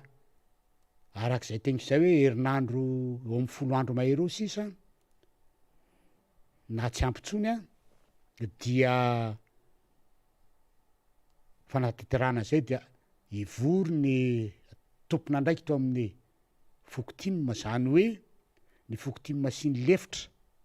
isaky ny fokotany dia ny chef de zone 8 ato amin'ny distrika dia ny filohan'ny vehivavy tim sy mpiara-dia aminy ao amin'ny fokotany de ny filohan'ny tanora ao amin'ny fokotany ary ny mpitsambanao amin'ny broan'ny distim amin'ny alarobia zao ao amin'ny quartier général ny atokotiko Madagasikara eto amin'ny boribory tany faefatra amin'ny 2 tolakandro zay ho tarihany solombavam-bahoaka zany ho fivorino ametrahana zany ny toromarika farany ezaka farany de farany amin'ny resaka fisoratana anarana ao amin'ny listre ny mpifidy amezana ny toromarika farany sy amana ny olana ho an'ireo tompon'andraikitra zay sedra misedra olana amin'ny fanatanterahana zany eny amin'ny fokotany eny ka inona ny anton'izany de zavatra tsotra efa zao no mahazo atsika ary efa tenenombenomby eny fa isika zao no afaka manavitra ny firenetsika amin'ny alalan'ny andraikitsika tsirairay avy isa-tokantrano sy eny amin'ny fiarahamonina isika zao no afaka hitondra ampitondra ny fanantenana ampandrosoana ty Madagasikara ty ary amin'ny alalan'ny fisoratana anarana ao amin'ny lisitry mpifidy fahatongavana maro be isoratra ao ary anatanteraka ny adidy mampifidy anao no afahana manavitra ty fireneny ty ka izay indrindra no anaovako antso avy eto hoe tongava amin'io fivorin'io ianareo tompon'andraikitra rehetra mba afahana manatanteraka izay ataoko hoe tonga de terme miaramila mission omeny ny filoha Marc Ravalomanana atsika izay am'izao voalohany zao rehefa vitatsika maty zay dia vita zay ny 50 isan-jato ny asa tokony ataotsika ary ny 50 ny 50 isan-jatony dia amin'ny fotoana manaraka indray ny anaovana zay izay mizara 2 ka eto zany dia miteny aminareo hoe tongavy ianareo tompona ndraikitra rehetra reo amonja zay fivoriany zay amezana ny tomarika farany ny atony tsy hitenenako azy eto de zao efa hitan'ireo fahavalontsika reo ny fangalana tahaka amy zavatra rehetrarehetra atao ka mba tsy ho alainy tahaka koa ny paikady omenatsika amy fanateterana zay a dia tongava manana didy isika ny amin'ny fanateterana zay irak'izay manana didy isika manomboka any amin'ny tokatranontsika tsirairay manana didy itsika eo amin'ny fiarahamonina ary manana didy itsika eto amin'ny distrika dia izay zany no afatra ho atsika eto amin'ny boribory tamy faefatra ny amin'ny fivoriana amin'ny alarobia tolakanjo amy roa io ary ho an'ny isika rehetra izay manaraka izao fandarana miara-manonjo zao na ny ivelany azy tadio fa ianareo any ivelany any koa dia efa ho tafiditra ao anatin'ny fidy raha tsy fampanantenana pokaty indray men'ireo olo reo zay efa zatra mpanao an'izany fa zao de efa jirevo any amin'ny consulat misy any rehetrarehetra any na any amin'ny ambasady rehetrarehetra any hoe ahoana anontany io ahoana lay fidirana amin'ny listiny fidy na mbola tsy misy aza hoe taratara veo ka de efa kotabaiso teny zao fa reto matsy a tsy mendratra ho an'ny reto fitondrany reto no tonga de mandà fotsiny am'izao fotoana zao ary manipy ny andraikitra any amin'ny hafa zay ne teanao fa misy mifanakorotana nataon'ny mpanohatra zay ndray no tairiny any rehefa aveo fa zao de efa kotabaiso manana firy-volana izy karakarana ny listy mifidy avy any velany atsika eto Madagasikara zany dia arak'ilay toromarika efa mena hatrany am'ireny fitetezana fanaovana an'ireny congrès paritra tuiliara fianaratsoa tsiromandidy antsiranany reny dia tanterao tsakasy andavana ny toromarika zay men'ny filomarika ara-valomanana anareo nanatrika teo anareo tompona ndraikitra nanatrika teo ka mampity zany any amin'ny farany indrindra de any amin'ny fokotany de ny amin'ny fisoratana anarana tadio fa reo amin'ny soratra anarana dia misy lay taratasy zay efa noetiko teto tapabolina lasa ray volana lasa zay hoe tsy maintsy mahazo an'iny taratasy iny rehefa misoratra anarana any amin'ny fokotany eo aminatin'ny listy mifidy fa rehefa tsy mahazo an'iny nareo dia resaka dala fotsiny fafitahan'ny sefim-pokotany fa de aza manaiky raha tsy mahazo an'iny zay angamba faniry no atao hoe afatra ho an'ny mpikatroka rehetra amin'ny atokoty Madagasikara sy ny mpanaradia azy ny amin'ny afatra nomeny ny filomarika ara-valomanana tamin'ny tselatra voalohany tamin'ny farany teo ho an'ireo tanora teo amin'ny anivon'ny distrikany Nalamanga de eto koa dia manaroatra mametraka ny fanaovana velomy madinidinika sy masina fatipatenina anareo am'ty andran'io ity satria mbola iresaka etany satria mbola be de be ny raha mamaivay sy ny zavatra tokony resana momba ny raha-pirenena tsaro vatatra ny vahoaka kanefa moa misy araky mifandarana dia misy vahiny izay manana maizy azy koa hoentiny ny mpanetana mifandarana eto ka dia omena anareo ny fitenenana fanira fa dia manao veloma madinidinika masina fatipatenina ary dia mirary ko raha mirary mangataka amin'ny fitahin'Andriamanitra mba hatratra ny amin'ny herin'ny androany hitava sy hidiniketo isika fa dia manao veloma anareo ny solombavamboaka ny boribory tafaefatra ny colonel Rambo Salama na i colonel Rambo mandram-peona tompoko de mitondra ny teny fakasitrana ho an'ny député Rambo Salama tsika am'izay anjara ablika zay lavalava izy fa tsy manina satria betsaka ny zavatra mifampiresana teto fa ny binôme ny colonel Rambo Salama koa mbola sahira ny ery mamasiny ery alefasy ny sary faly raha ny vaovao zany satria misy fivorimben'ny artista eny mamasina eny eny amin'ny palais des sports eny tsy milamina ny tontolon'ny zavakanto zao hitantsika amin'ny sary zao zany de misy mitaky ny felan'ny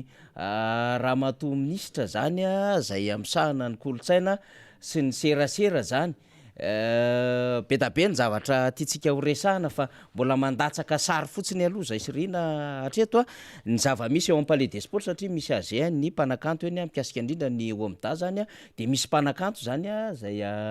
miditra ihany ko eny atoerany eny zany mizara roa mpanakanto izy ty efa fikanantitra nataon'ilay ministera ny serasera sy ny kolotsaina mikasika ny asa fanaova-gazety tamin'ilay fananganana le OGM na ny ho lavitry ny mpanao-gazety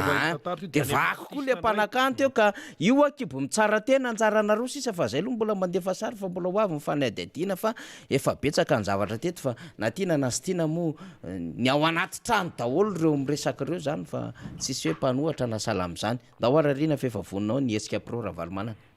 Ya isorana ny député ny colonely Rambo izay anitondra fanazavana sy fahafantarana ny zavatra tokony ho fantatra amin'ity raharaham-pirenena ity. Anisan'ny nambaranteo faraparanteo ny resaka hoe lisy-pifidianana tsy maintsy ataontsika ny mijery ny anarana manoratra ny anarana any amin'ny lisy-pifidianana zay aloha tsy maintsy ataontsika izay adiditsika izay andraikitra izay devoir hoy ny président Marc Ravalomanana, devoir tena ngeza be mihitsy izay satria rehefa andeha mantsy io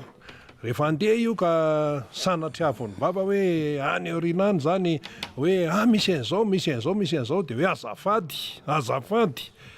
izay efa nanoratra ny anaranay ao ny anaranay ka nahoany ty noatran'izao dia fatatsika zany ny tena dikan'zay le hoe manoratra ny anarana any amin'ny lisy-pifidianana izay na inona zavatra iseho isika tsy tompon'ny ambitso na inona dia ataontsika ny andraikitsika ataontsika ny adiditsika amin'izay fanoratana ny anarana ny anaty lisy-pifidianana izay anarana tsy misy diso fa anarana tena marina tsara mihitsy ataontsika devoir ny momba zay. Irary tonkolasy tongovavy mito ihany ny miara-manonja MBS Radio Madame ity fotoana ity araka ny nambarateo dia andray pisehatra manaraka isika tsisa moa zany fa ny eo anivon'ny antsoina hoe HPR na ny hetsika pro Ravalomanana rahalahy mianaka izy no tonga eto fa ny voalohany aloha zany dia tsy iza fa i Rahafamatana-tsoa Harija fantatry ny maro amin'ny anarana hoe fiarahamonina zay mihitsy ny tena fahalalan'ny be sy maro azy fiarahamonina de miarabanao Andriamatoa fiarahamonina izay birao zany ianao ao anatin'ny hetsika pro Ravalomanana ndahoary. Miarabanao namana Rina Arabe de miaraba ihany koa antsika ampijery ny fandaharana miara-manonja amin'izao fotoana izao. Eny ary averantsika tonga de hiditra amin'ny votoatiny Andriamatoa fiarahamonina inona moa ny hoe hetsika pro Ravalomanana inona zany inona ny antom-pisiny marina ve fa misy teny ao hoe Ravalomanana misy teny ao hoe pro misy teny ao hoe hetsika inona ny tsara ho fantatra momba n'ity hoe HPR na hoe hetsika pro Ravalomanana ity sao mantsy mety misy meritreritra akaiky indray fifidianana de mitady César Zala de efa misy team eo efa misy RMDM eo inona indray zany hetsika pro Ravalomanana zany fa tsara ihany ny mahalala an'izay ndahoary. Ny voalohany fanazavana namana Rina Arabe moa la efa nolazainao teo ny HPR moa zany mazava ho azy de hoe manana ny fanalavana azy de ilay hoe hetsika pro Ravalomanana. Ny hetsika pro Ravalomanana na izay hoe HPR voalazantsika teo izay dia fikambanana ny joro tato anatin'ny efa-bolana sy tapany zany zay no ny joro ny fikambanana. Efa misy ny birao namana Rina Arabe ary efa miasa ny birao efa maro ny hetsika izay efa natao tato anatin'izay volana maromaro izay zany isan'izay ny fidinana ifotony nataon'ny HPR nampahafantaranay ny olom-pirenena rehetra ny tsy fahatomombanana izao fitondrana izao itsony ka de nidina ifotony izahay a nampafantatra an'izay tamin'ny olom-pirenena mbola maro any koa ny hetsika izay efa nataon'ny HPR ao anatin'izay a ny fifampiarabanana tsatry ny taona moa izay efa navita ny fifampiarabanana tsatry ny taona tamin'ny 14 teo a tao amin'ny QG Belair 14 janvier zany de nisy ihany koa ny fiarabanay ny fiarabanay natsatry ny taona ny filohajaina Marc Ravalomanana teny amin'ny trano fonenany tamin'ny 2012 asabotsy 2012 ny volana janoary taona 2022 teo misy manontany namana Rimona Rabe hoe azo antoka ve ny fikambanantsika ekeny birao politika ve ny fijoron'ny fikambanana HPR de eto zany a de atiana ny manamarina fa tamin'izay fotoana nanaovana fifampiarabana izay dia nanome tsotro zany ny filoha Ravalomanana malelova malasana ny fikambanana amin'izay hetsika rehetra atao. Inona no mampiavaka ny fikambanana HPR hoy ny fanontanianao namana Rina Rabe de azavainy eto hoe ny HPR marina aloha fa misy ny birao politika team, misy ny RMDM, misy ny fikambanana maro samihafa manohana ny filoha Ravalomanana fa ny tena mampiavaka ny HPR zany de hoe izay hoe fanehoana ny fanohanana ny filoha Ravalomanana amin'ny alalan'ny hetsika maro samihafa eto amin'ny firenena. Efa nisy moa tany aloha tany misy mpikambana ao aminay ny mikambana ao amin'ilay hoe nisy tantara-pirenena tamin'izany fotoana izany tamin'ny 2009 de misy le hoe pro Ravalomanana fa ato anatin'ny birao de misy mpikambana ao anatin'ny reny tamin'ireny vanim-potoana reny fa amin'ity izy fikambanany ity moa izay vavao mihitsy ivondronana izay tanora izao de mpikambana ao amin'ny birao politika izay ao anatin'ny fanentanana izahay amin'izao ny mpikambana miantso antsika olom-pirenena rehetra zany hiditra mpikambana ao anatin'ny fikambanana HPR de izay ny antony ny ekaranay ato anatin'izao fandarana izao ny amin'ny androany. De hoe hetsika hoe mihetsika hoe tonga de hoe mihetsika hoe ahoana de hoe fanentanana ny olom-pirenena amin'ny fomba ahoana inona ny endrika izay olon'ilay hetsika zany izay ataonareo satria eo hoe mampiro Ravalomanana fa le hoe hetsika izay mihitsy hetsika amin'ny ahoana hetsika amin'ny fomba ahoana ary le hetsika ahoana ny ampitany ilay fihetsehanareo any amin'ny olona izany ary raha tsy diso ihany koa misy ohatran'ny mpikambana ny an-dafindrika misy fiara-miasa amin'ny any ivelany izy ity malagasy ahoana momba zay. Eo amin'ilay hetsika aloha no valiko hoe takony ahoana zany izay fihetsehana ataon'ny fikambanana HPR izay amin'izao fotoana izao. De anao hetsika ohatran'le artiste amin'izao le ria izy teo eny amin'ny Palais des Sports ny HPR moa zany amin'izay hoe fikambanana manohana ny filoha Ravalomanana izay ny tanjonay tahaka ny tanjona izay fananan'ny entité politique ato anatin'ny fanoherana ihany de ny hoe hamerina ny filoha Ravalomanana eo amin'ny fitondrana izay no iarana fa ny hetsika pro Ravalomanana mahetsika azay de aneo an'izany amin'ny fomba maro samihafa na amin'ny mafy na amin'ny mora dia izay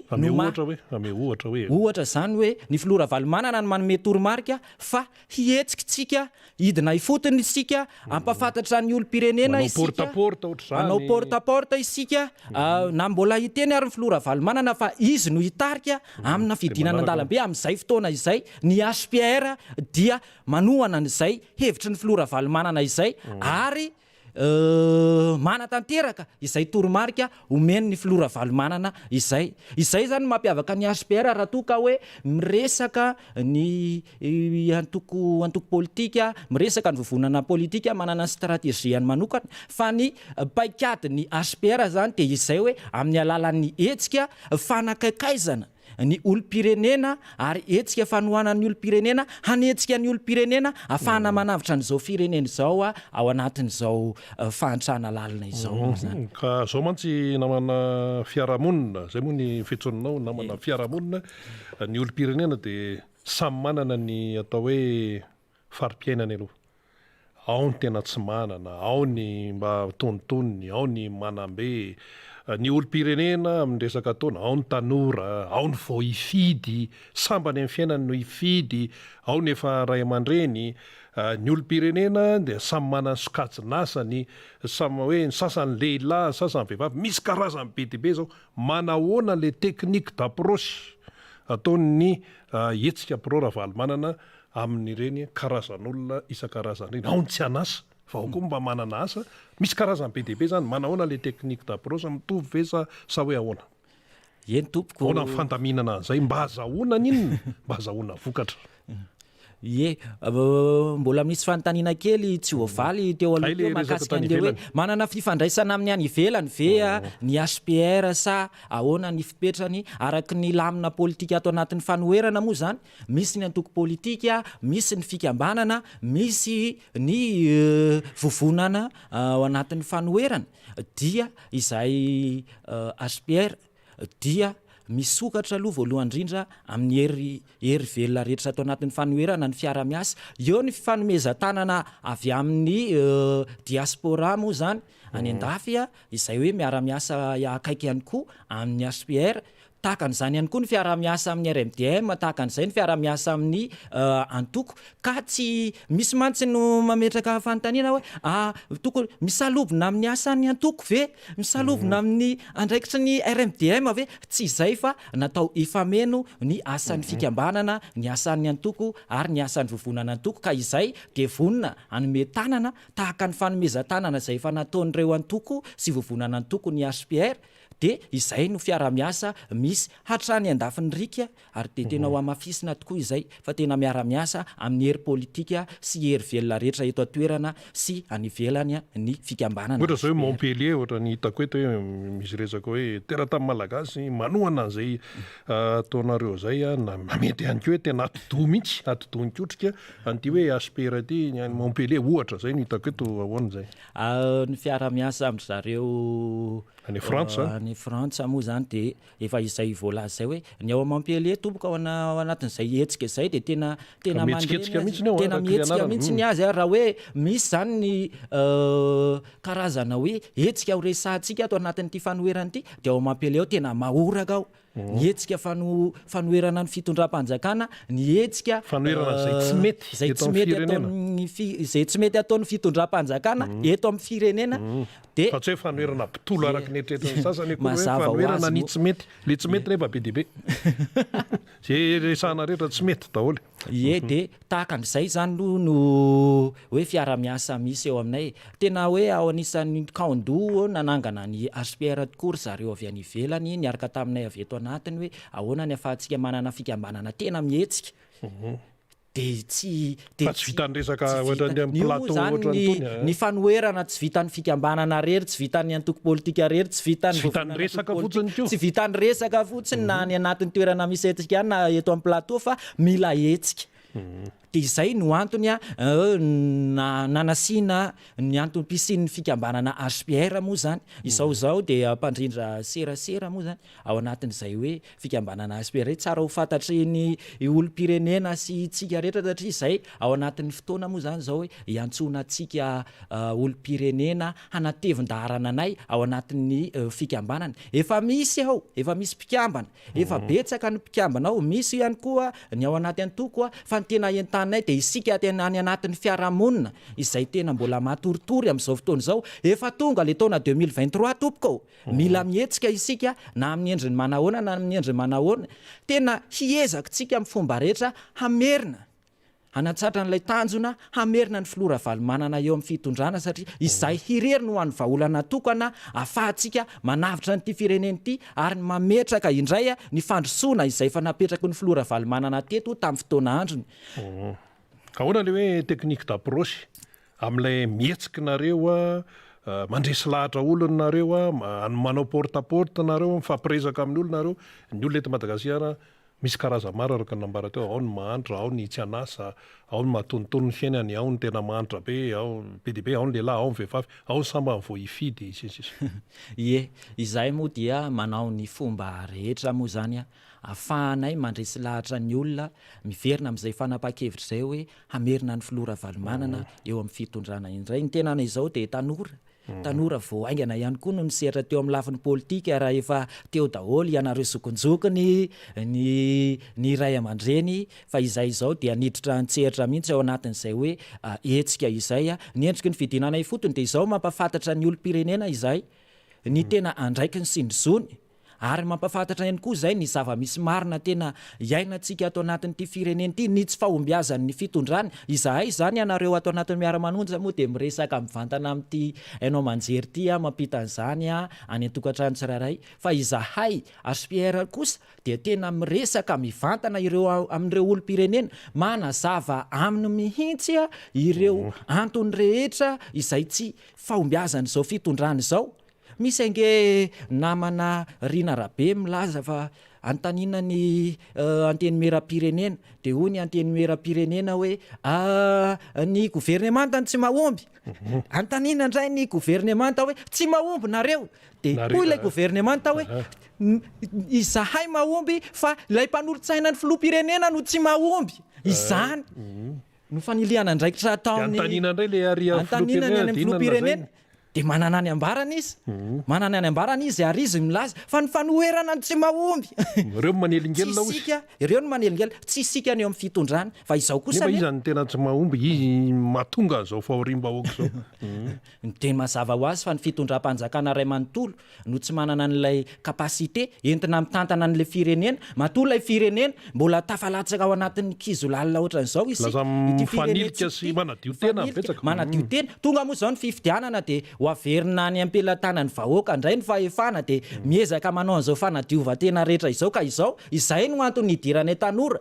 ato anatin'izao fanaovana politika izao mba ho ampita aminay tanora ny tanora maresy lahatra tanora namana Rina Rabe ka de izay no antony natonga anay hoe atsangana izao HPR izao a mba anamafy a ny zay rafitra any fotony izay a ho an'ny fanoherana de isika moa zany ao anatin'izay HPR zay de hoe midina ifotony mandresy lahatra olona manao porte-à-porte raha misy olona hoe mila fotoana ao anatin'izay fandresen-dahatra izay a dia manao an'izay a ny HPR nareo zany manao an'le hetsika tena hoe mivantana mihitsy resaka mivantana amin'ny olom-pirenena tena hoe mivantana tsy miolakolaka de mandresy lahatra maro nareo ny tanora ianao zao jereko eto tena tanora tsara mihitsy a dia misy koa nefa miteny fa ny tanora dia mora voarebireby eo zao ny fanofanana maro samihafa ny tiako Madagasikara zao nanao ny fanofanana tao a Belery iny tamin'ny sabotsy a tena hoe ny tontolo ny tanora zany tena tondrana fanazavana tao mivantana Analamanga efa vita moa iny de manatanteraka an'izay hoe zavatra azo tao ho an'ny hetsika pro Ravalomanana misy tanora nareo ao a misy olon-dehibe nareo ao a sensisa manahoana treto ny fahamatorana amin'izay famatorana eo amin'ny fandiniana ny raharam-pirenena misy mantsy mieritreritra hoe rehefa akaiky ny fifidianana de betsaka ny teny sensisa ny tanora mora rebirebena misy mihitsy ary zay mpanao gazety mahita an'izany any amin'ny faritra toerana tsy tenenina fa rehefa tiana ho azo ny fon'ny tanora dia fidianana toka omena vola aprevena zany misy zany rehefa tiana ho azo le fon'le tanora zany fomba ataon'ny sasany zany zany mifa tsy nareo aloha zany nareo tsy manao an'izany fa ny tiano tenena hoe manahoana lay famatorana zany manoloana n'lay toetra zany satria ady no atrehana dahoary eny ary arak'izay hoe famarananao zay fanontaniana zay moa ady no atrehana moa izay ato anatin'ny HPR dia manana ny paikadinay manokana moa amin'izay hoe zava-misy zay satria ny fampahantrana ny firenena eto a dia zavatra efa hoe nininana tao mihitsy moa zany tsy voaingana ny misy an'io fa fiparitahana sy ny fidorohan'ny tanora zava-mahadomelona io ny antony moa zany ohatra fotsiny ny tanjona moa zany ao anatin'ireny de hoe mba ho adinidininy olom-pirenena le fasahiranany mba ho adinidininy tanora le tsy anasy de ho adinidininy vahoaka malagasy ilay fasarotana sy ny fiakarany vidangany vidim-piainany amin'izay tsy ho tadidin'ireo malagasy na akaiky ary ny fifidianana ilay hoe tsy fahombiazan'ny fitondrana tsy fahaiza mitantana ka ny famatorana ozy ianao izay hoe olazaintsika izay de ireo moa ny birao efa mijoro a de ao anatin'ny fiantsona ny mpikambana izay efa niasa izay tao anatin'ny efa bolana izay a de efa nanao fidinana ifotony a efa nanao zay ny fifampiarabana efa nanao zay ny fifampiarabana ny filoha ary de mbola misy ihany koa ny ity moa zany izay eto sady miantso ny olom-pirenena hanatevin-daharana anay ato anatin'ny fikambanana HPR HPR dia misy hetsika amin'ny sabotsy fa 20 ny volana janoary io avy zao hetsika ara-tsosialy izy io fanampiana antsika mpikambana izay hoe sady famoazana ny saitsika koa ao anatin'izay mba hiala ao anatin'izao fandrebirebena sy diversion ataon'ny fitondrana izao de zay no antony anaovanay ka dia izay zany de manao antso amintsika olo-pirenena hoe andray anareo mpikambana izahay dia miantso anareo izahay hiara-dia aminay atao anatin'ity fikambanana HPR sabotsy 20 ny volana febroary azafady volana febroary 13 moa tsika zao mino fa ao abelera ihany izy io de olazaineo ihany toy ihany satria izay ho avy matetikety satria famatorana moa no famatorana ara-politika no ilain'ny mpiantsetra sy ny mpanara-baovao ny banana HPR de izay ho avy matetika eto amin'ny miara-manonja ho hitantsika matetika eny amin'ny fanarahana ny fampahalalam-baovao ny ezaka ataon'ny HPR eo ihany koa ny fanatsikafonana ny zavatra tsy mety ataon'ny fitondrana izao moa efa akaiky ny vanim-potoanan'ny fifidianana de efa misy lamina sy hetsika koa ataonay makasika ny fampirisehana ny olona hiditra anentana ny olona isoratra anarana ao anatin'ny lisy fifidianana eny mbola janoary aloha tsika zao mamarapary ianao satria mbola misy namanao anankiray hiditra dia toizantsika ihany ny resaka fifidianana moa ny namanao rehefa avy eo anatin'izay ihany koa fanetana sy ny fanamafisana ny resaka izay efa natao hatramin'ny izay eny ary namana fiarahamonina na raha famantanatsoa hiaririza avy amin'ny hetsika pro Ravalomanana ny afatra ao farany ara sy ny tianao amafisana manoloana n'izao raharaha zao eny ary ny afatro farany de hoe mila fandraisana andraikitra antsika rehetra ity firenena ity isika olo-pirenena dia miantso izahay avy atao amin'ny HPR ifanometanana amintsika olo-pirenena amin'izao iarahantsika malala moa izasenao no miaina n'izao fahantrana lalina izao fahantrana izay mbola tsy hitantsika hatramin'izay na Madagasikara ny Madagasikara ka izay no antony izay nanasiana moa zany na hoe antoky sy ny fikambanana HPR manentana antsika olo-pirenena hiditra ho mpikambana satria moa zany efa taona ny 13 solarivo zao taona ny fifidianana ary taona ny fanovana ihany koa ka izay no antoky sy ny fikambanana de ataoko ny veloma nariny hoe de mirary tontolo andro sambatra ho antsika mpanaraka ny fandaharana de mbola iveriny eto any moa amin'ny fotoana manaraka ho any androany mametraka veloma de veloma mandrabeona namana eny ary isaorantsika namana fiarahamonina na raha famantaratsoa harija izay pro moa izy zany ao anatin'ny hetsika pro Ravalomanana io moa zany samy manana ny tandrifiny ary samy manana ny andraikiny zany fa ny fotokefidebe de ny hoe ny fandraisana andraikitra ny filazana ny tsy mety ary manoloana ny tsy mety tsy manana vahaolana hialana amin'izao fahavoazana sy tena hoe fampitehan'ny firenena izao sy fahantrana mangitsokitsoka izao raha tsy ny hoe mila miverina eo amin'ny fitondrana mihitsy ny président Marc Ravalomanana fa tena izay no mety zany rehetra zany anefa dia tsy maintsy mandalo fifidianana aloha tsy maintsy mandalo fifidianana madio sy mangarahara ikeny rehetra no tadiavin'ny maro zany fa tsy sanatria hoe saritsary-pifidianana sanatria hoe tsy hoe fifidianana amboamboarina ka raha vao fifidianana amboamboarina misy faneriterena misy mikimaky isan-karazana isika dia tsy izy izay efa eto aketo Andriamatoa Hery Ralomanana mpikambana ao amin'ny hetsika pro Ravalomanana ihany miarabanao tompoko miaraba ny namana Rina Rabe Mananjara de miaraba ihany koa ny mpijery any tokantrano any ary miaraba ny mpiaino any tokantrano ihany koa eny ary hiditra amin'ny votoatantsika ny FDB moa zany de ny hoe amerina ny président Marc Ravalomanana eo amin'ny fitondrana mazava zany iny ho anareo amin'ny hetsika pro Ravalomanana inona no votoatan'izay satria nahoana raha manao fampitana zany tsika tamin'ny fotoana tondrany Andriamatoa Ravalomanana de hita fa nisy fandrosoana amin'ny firenena nianatra ny zana-bahoaka nisy ny asa teto tanàna fa rehefa nitondra izao fitondrana zao na tamin'ny tetezamita na tamin'ny fitondrana amin'izao fotoana zao dia hita fa nikorosofana zany ny fahefan'ny vidiny vahoaka malagasy tsy afaka mba mianana le arem-pirenena zany tsy afaka mba hoe gokany fisian'ny arem-pirenena eto amintsika fa miaina ao anatin'ny fijaliana miaina ao anatin'ny fahoriana dia natsapy zay hoe ny filoha Ravalomanana Rery ihany no mety afaka anarina n'ity firenena ity satria hita zany raha nisy reny crise tamin'ny 2002 reny angamba ny tena crise mafy indrindra nisy teto amin'ny firenena nefa tao anatin'ny fotoana fohy no nano no isan'ny hoe fotoana fohy zany tena nafahan'ny filoha Ravalomanana nanarina amin'ny firenena zay zany anankiray ary amin'izao koa betsaka ane milatsaka tsy fantatra ntsony nefa zay milatsaka satria ohatran'izany zao mazoa antsika amin'izao fotoana zao hoe io olom-baovao io tanora io mavita azy io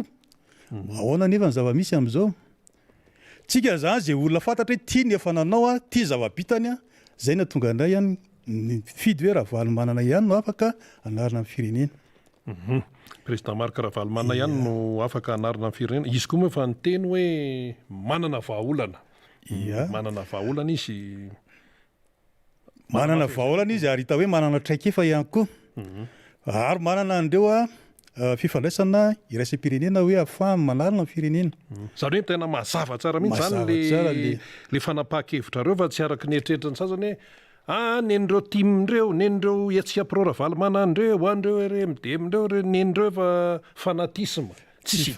fanatisme mihitsy za zao tsy tim fa za tia Ravalomanana dia ato anatin'ny etsika pro Ravalomanana hitako hoe ahafahako maneho an'le fitiavako ny Ravalomanana zany ahafahako mietsika fondé tsara zany le hevitra hoe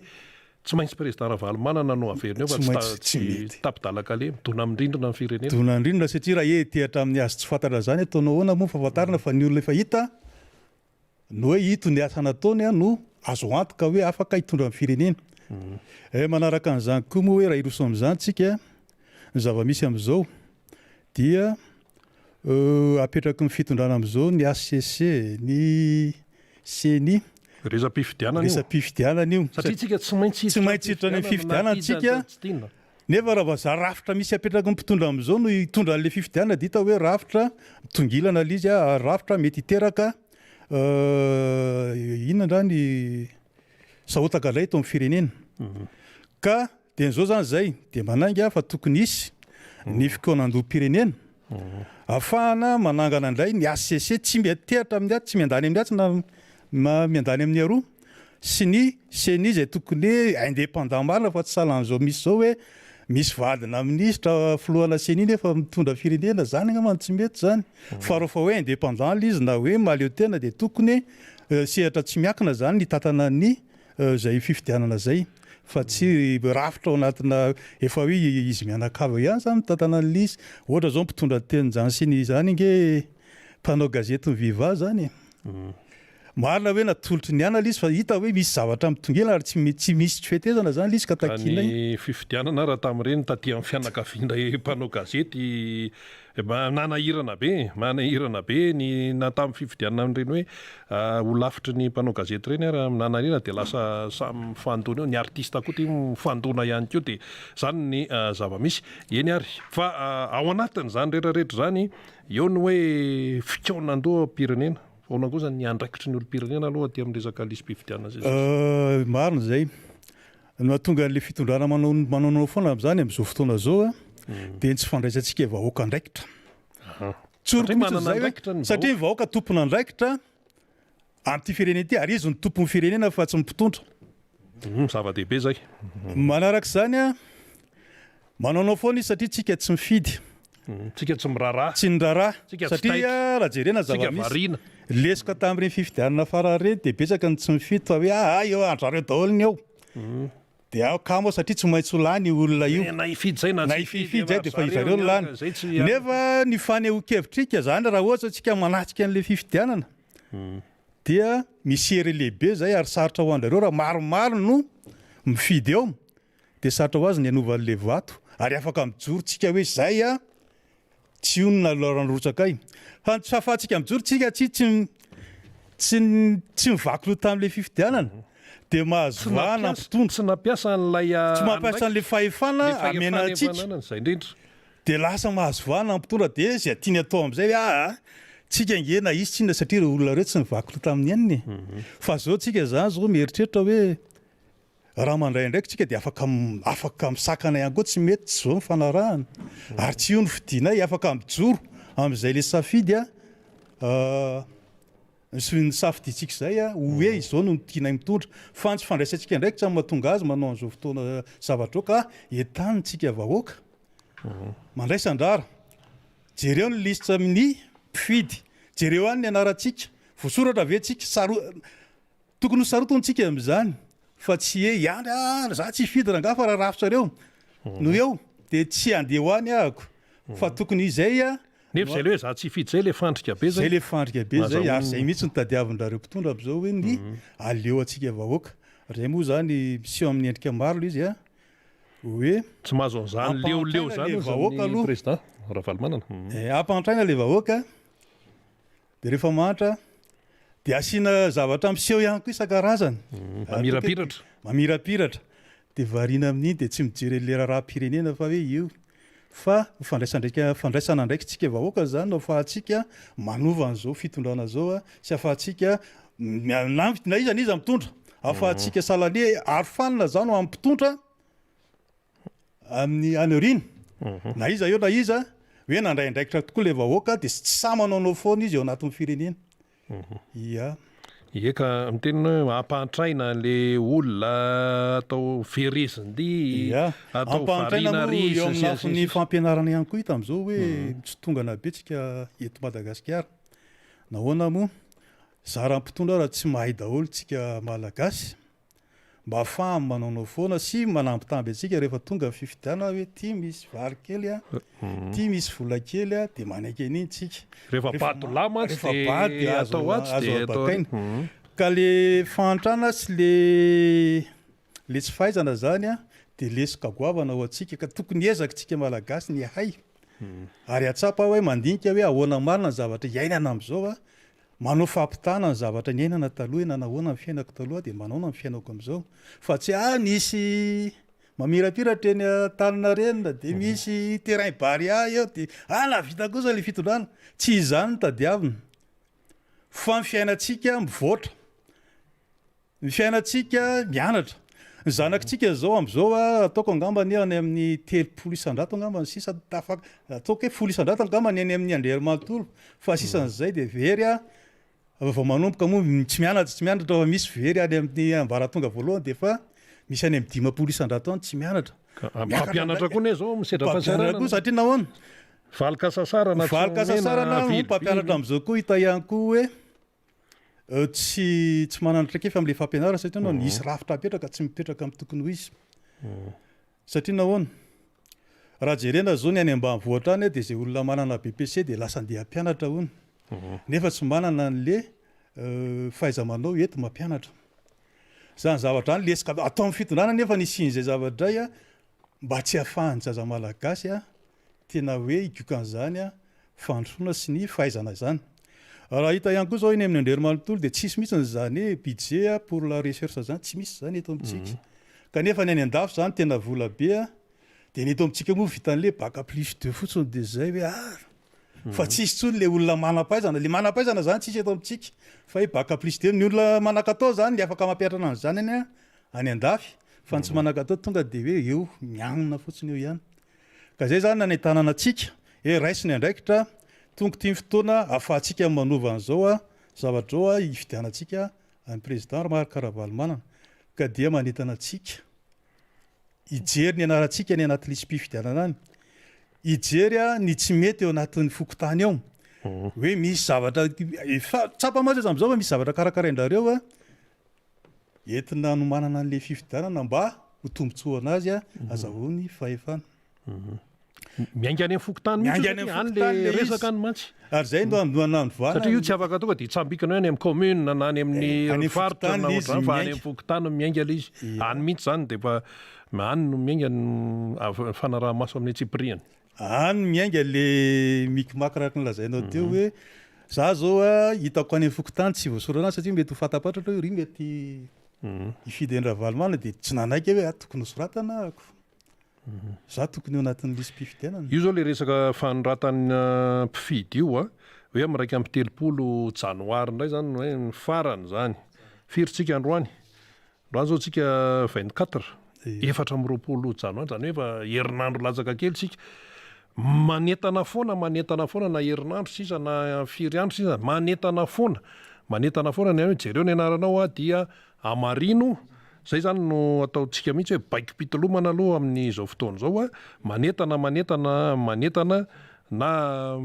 hita eny anivon'ny fiarahamonina any ohatra mangatsiatsika lepanisa ohatra misy toerana zao tsy hitatsony zareo hoe ahoana fa zany akory tsy manakana ny fijerena ny anarana ny amin'ny fokotany marina tokoa ny ianao zay tsy manakana mihitsy zay fijerentsika zay le hoe andraikitra tsy maintsy so mantsy variana indray tsika akory zareo ara azo tonga tiako iaka izy tokony tsy andran'le fahatongavan'le na ho avy izy na tsy ho avy de anjaratsika no tonga any amin'ny braopokotany manontany hoe ato ve ny anaranay de mijery ny anaranao hoe voasoratra ao ve ianao manaraka an'izany koa hitataratra ankehitsiny le fahalainan'ny olona zany inona moa zay le teneniko ampantraina le vahoaka de lasa malaina hoe tsy nananaiky alina le tolona fa tokony manetana hoe avoana ny orana de kamo anatin'ny herinandro anao fa ao anatin'ny 5 taona ao anatin'ny 5 taona anao a ifafankiony araky ny lazainy irina rabe ka zay no tiako tenenina hoe manetana atsika foana ako mba hijery ny anarantsika any anatin'ny braopokotany a voasoratra ao anatin'ny lisy mpifidianana ve izao sady ny olona any fokotany fankalala daholo ny akamarony eny ary mamaraparantsika satria namana faniry mbola mihiditra eo izy amaraparina ihany koa mbola mizahatra teneniny eo fa eny ary ho an'ny etsika pro Ravalomanana tanjona zany de hoe ny amerina ny président Marc Ravalomanana eo amin'ny fitondrana président Marc Ravalomanana raha teo fa nilaza hoe manana vahaolana amin'ity firenena ity zany dia minina ary ny fanamafisana hoentina Andriamatoa hery Ralomanana manoloana izay toetra raha izay ary le etsika pro Ravalomanana tena masahana Madagasikara zay midadasika Madagasikara ezana zany asana Madagasikara ny etsika pro Ravalomanana fa ny asa moa tsy vita ndray andro fa ny miezaka izay zany anetana ny vahoaka ny potony eny amin'ny fokotany eny amin'ny commune mba hiditra ao anaty sady mampianatra ihany koa zany mampiofana hoe zao zavatra tokony ataontsika amin'ity firenena ity fandraisana tasy duela fandraisana ndraiky tsika no ahafahantsika manova zavatra fa tsy hipetraka fotsiny miandry tolorana na miandry dompotsina fa zava-misy ainantsika amin'izao tokony ampitraka antsika hoe tsy mety zao fa mila mijorontsika atsika ny tompon'ny fahefana atsika mahay manova lisy farovampetraka tsika hoe zay tonga de tonga na matahotra sala zao fa le hery ao anatintsika mihitsy no avoay amin'ny mahavahoaka tompon'ny fahefana atsika de zay ny tokony avoaka ary zay nanentanany pro Ravalomanana zany etsika pro Ravalomanana tsika hoe hidinana eny amin'ny fokotany mampianatra manoro hoe zao ny andraikitra tokony raisitsika atao amin'ny firenena ahafahan'ny firenena mandroso ho an'ny rehetra fa tsy ho an'olo tokana satria tombontsoa tombontsoa be sy maro izy fa tsy tombontsoa ho an'olondrozy olona tokana na hoe ampitondra na ho an'ny mera na ho an'ny fa tombontsoa ho an'ny rehetra zay ny tadiavina fa tsy tombontsoa an'olo tokana eny ary isorantsika Andriamatoa hery Ralomanana zay mpikambana moa izy ao anatin'ny etsika pro Ravalomanana nanao fanetanana izy nitondra fanazavana raha ny doatikevitra teo zany de hoe tena tsy tafavoaka ty firenena ity raha tsy tonga eo amin'ny toeran'ny filoham-pirenena indray ny président Marc Ravalomanana satria efa hita ny nataony ny ezaka nataony zany tamin'ny fotoana izay nitantanany an'ity firenena ity eo ihany koa mifanetana ny amin'ny hoe mandehana misoratra anarana ny anatin'ny lisy mpifidianana tsy mitsahatra mihitsy zay miteny zany na impiry satria andraikitry ny olom-pirenena izany mba tsy anenenana rehefa any aoriana, mba tsy ararotan'ny sasany izay hoe mety hoe tsy fidirany ny anarana ny anaty fifitiana zay misaotranao tompoko. Misaotra Riana Rabe Manjara ary manao veloma ny mpiaino any tokantrano any. Eny ary de omendalana ianao ary amin'ny lalana dia misaotra asika zany ny tona zay fanazavana zay mitoy ny fandarana miara-manonja MBS Radio Madama mamaraparana isika namana fanira zava-manantany mbola niketriketrika kely tao ambadika tao tonga de eto ary ny ketrika ao ny vaovao farany maro samihafa sy ny fanamafisany isan-karazany. Isika moa teo zay andresaka ny zava-misy tetsy amin'ny Palais des Sports Mahamasina fa raha ny vaovao fantatra ihany koa zany dia tsy vitany teo amin'ny Palais des Sports Mahamasina ry Rosy zany zay mitarika an'le hoe mpanakanto tsy manaiky ny hanaovana ny azena ny assemblée générale ny mpanakanto zay ahafahana mametraka manolo ny mpikambana vaovao amin'ny conseil d'administration ny CA zany ho an'ny OMDA fa raha ny fantatra dia ny azo birahoana ministera iraindray zareo zany hiresaka an'izay etaetan'izy ireo zany ny ao anatin'ny banderole moa zany de mitaky ny fametraha-pialana ministra ry zareo izy ty zany raha ohatra raisitsika rina de hoe efa azo atao zany midina an-dalambe nameohatra tsara zany ny solombavam-baoaka iray tany solomandidy midina an-dalambe ny taky ny fametraha-pialana ho an'ny gouverneur de ity zany député Rosy zany mitaky any koa sady mitondra banderole tsy manaiky an'le zavatra mitranga ao Mahamasina ao zany. Tsy rosy rery le izy. Tsisy fisakanana le izy aloha zany, tsisy fisakanana. De eo ny tenentsika hoe zao lafin-javatra zao de lafin-javatra taratsy ny fiarahamonina tsy mirindra tsy milamina endrika ara-tsosialy mikorotana eto amin'ny firenena mampisaina zao trangan-javatra misy hoe eto Madagasikara zay. Tsika tsy miteny hoe iza marina na iza ny diso fa te hiteny kosa tsika Riana Rabe Mananjara ny amin'ny hoe io le firenena entinareo io mpitondra fanjakana ary nga prime ministre milamina firenena ho entinareo io izy io solombavam-bahoaka reo maneho ny tsy fahafalian'ireo amin'ny gouverneur amin'ny fomba fiasa ministra lazaina fa mampiady artista ny artista mizara roa tsy ampy ve ny inona fizarana ny mpanao gazety tamin'ny fotoanandro ny zavatra maro atao ny hitrakitraka ara-politika atao amin'ireny amin'ny tambajotra sy ny rehetrarehetra betsaka ny efa menomenina victime zany mpikambana ao anatin'ny gouvernement zany de io zany le asa tananareo zao fikorotanana zao le asa tanana le mpitondra fanjakana ankehitriny mba mampisaina ihany hoy fa ny antsika eto zany de zao manao fanetanana foantsika ary milaza foantsika ny zavatra tsy mety ataon'le fitondram-panjakana fa mampirisika foantsika zay olona samy joro hoe misy zavatra tsy mety eto de mijoro zahay fa eto aloha hatram'izao rina tsy RMDM reo mihetsika ireo tsy tiako Madagasikara reo mihetsika ireo tsy plateforme panorama reo mihetsika ireo tsy KMSI ireo tsy FLN reo tsy otrikafo reo na atoko hafa na kitana miaraka ny Christian Tabera zay tanora mijoro mandray andraikitra tsara be ny kabary nataony tery amin'ny fifampiarabana tamin'ny faharoa ny volana janoary niaraka amin'ny président Marc Ravalomanana fa olona ao anaty fitondrana ary solombavam-bahoaka lany tamin'ny alalan'ny RD zany reo olona mietrika ireo de izandray zany iteny lazao ndray fa nankorotanina ny karamain'ny mpanohatra ny karamain'ny timma ohatran'le resaka toroteny tary zay daholo zavatra mitranga amin'izao ka io ny anairantsika mivoaka malagasy zavatra efa tsy mandeha amin'izay laoniny tsony ty tsisy raha manjary eto Madagasikara tsy mahafehy fanjakany reto olo reto tsy mahafehy firenena mampiady olona nataony reto olo reto manenjika olona managaditra olona mbola ho resahantsika eto ny raha rasytany le victime misy le boakely amin'ny ataon'le fitondram-panjakana satria hiditra fa efatra amin'ny volana ny tazomana azy izao amin'ny 17 ny volana janoary ao avy izao raha tsy diso ny fitadiako no ny raha rano mangotraka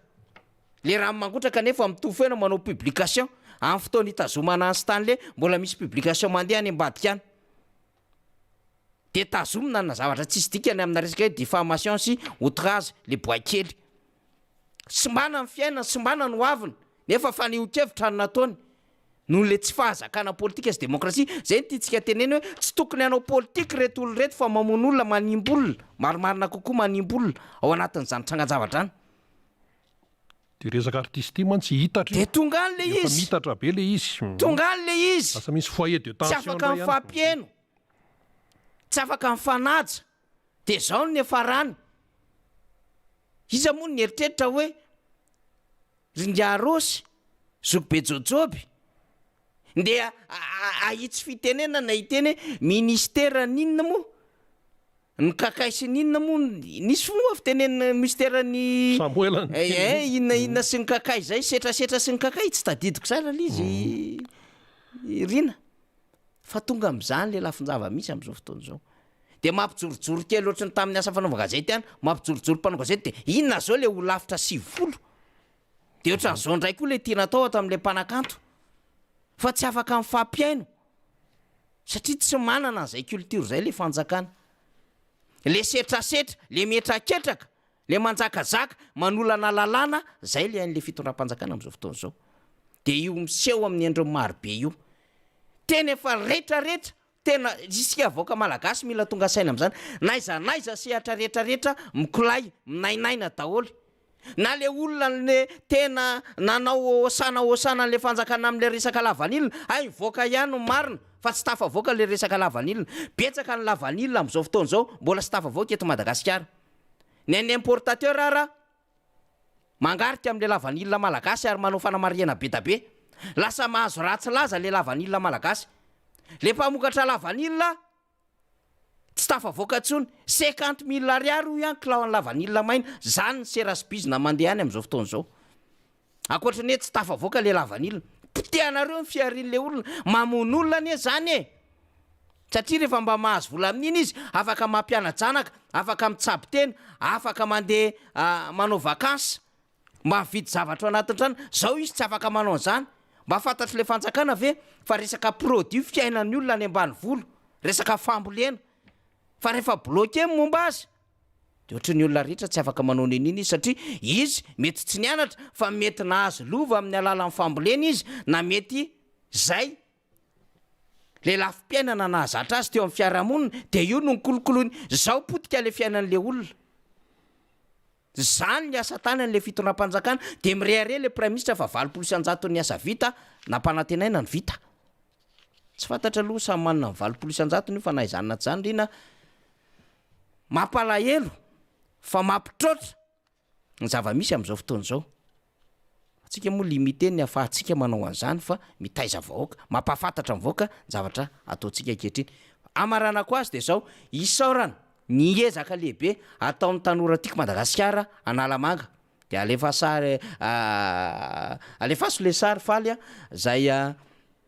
tato amin'ny boribory tany fahatelo de hitantsika zao ry zoko beniry ry faniry rakotosan ny ekipa rehetra zany midina zany ry hery ranjala zany avy any Ambohidratrimo mitarika any Ambohidratrimo eny amahitsy eny misy any ry hery fa tonga ny boribory tany fahatelo ny atao hoe boribory tany fahatelo be tongolo Ambohitra kely Apandrana zany mbola Hatrany amin'ny elakelan-trano rehetrarehetra mitoy zava-dehibe zao fanetana nataon'ny tanora tiako Madagasikara ry zozo zao zao hitantsika amin'ny sary mijorika de mijorika tsara zao dia miresaka am'ireo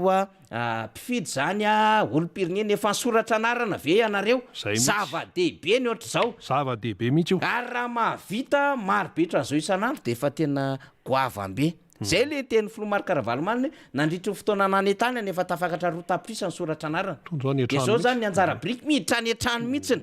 ny tanora tiako Madagasikara eny boribory tany fahatelo any tena mendrika ho deraina zany ao anatin'ny ezaka lehibe mihitsy ianareo ao amin'ny jeune team Analamanga efa nanao moa na lefa tsika teto Tomasina sy Fianaratsoa fa Analamanga koa zany mifo tena miezaka na de fo iarali izy hatramin'ny faraka amin'ny 30 volana janoary efa hita reny ary erikerika mahatondra drano ezaka lehibe amin'ny fiarahamonina reny fa félicité na anaovana bravo ianareo zany mino isika fa mbola irotsaka eo foana ny sary any amin'izay district andehana ndreto jeune team Analamanga ireto nandray lesona zany sy toromarika tamin'ny Filomarka Ravalomanina nanomboka tamin'ny sabotsy teo de miasa avy hatrany dia makasitraka anareo rehefa misy ny sary moa zany raha pitso de hoetitsika eto indray Rina Rabe Mananjara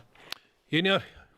Mamarana isika ny fandarana miara-manonja MBS Radio Mada teny ambara fotsiny ny momba an'iny zany dia hoe bravo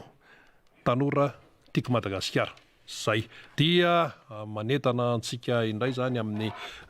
fanarahana ny fotoanantsika amin'ny manaraka satria tapitra eto ny miara-manonja MBS Radio Mada tamin'ny teny Ray Mitoraka ty samy tain'Andriamanitra veloma tompoko.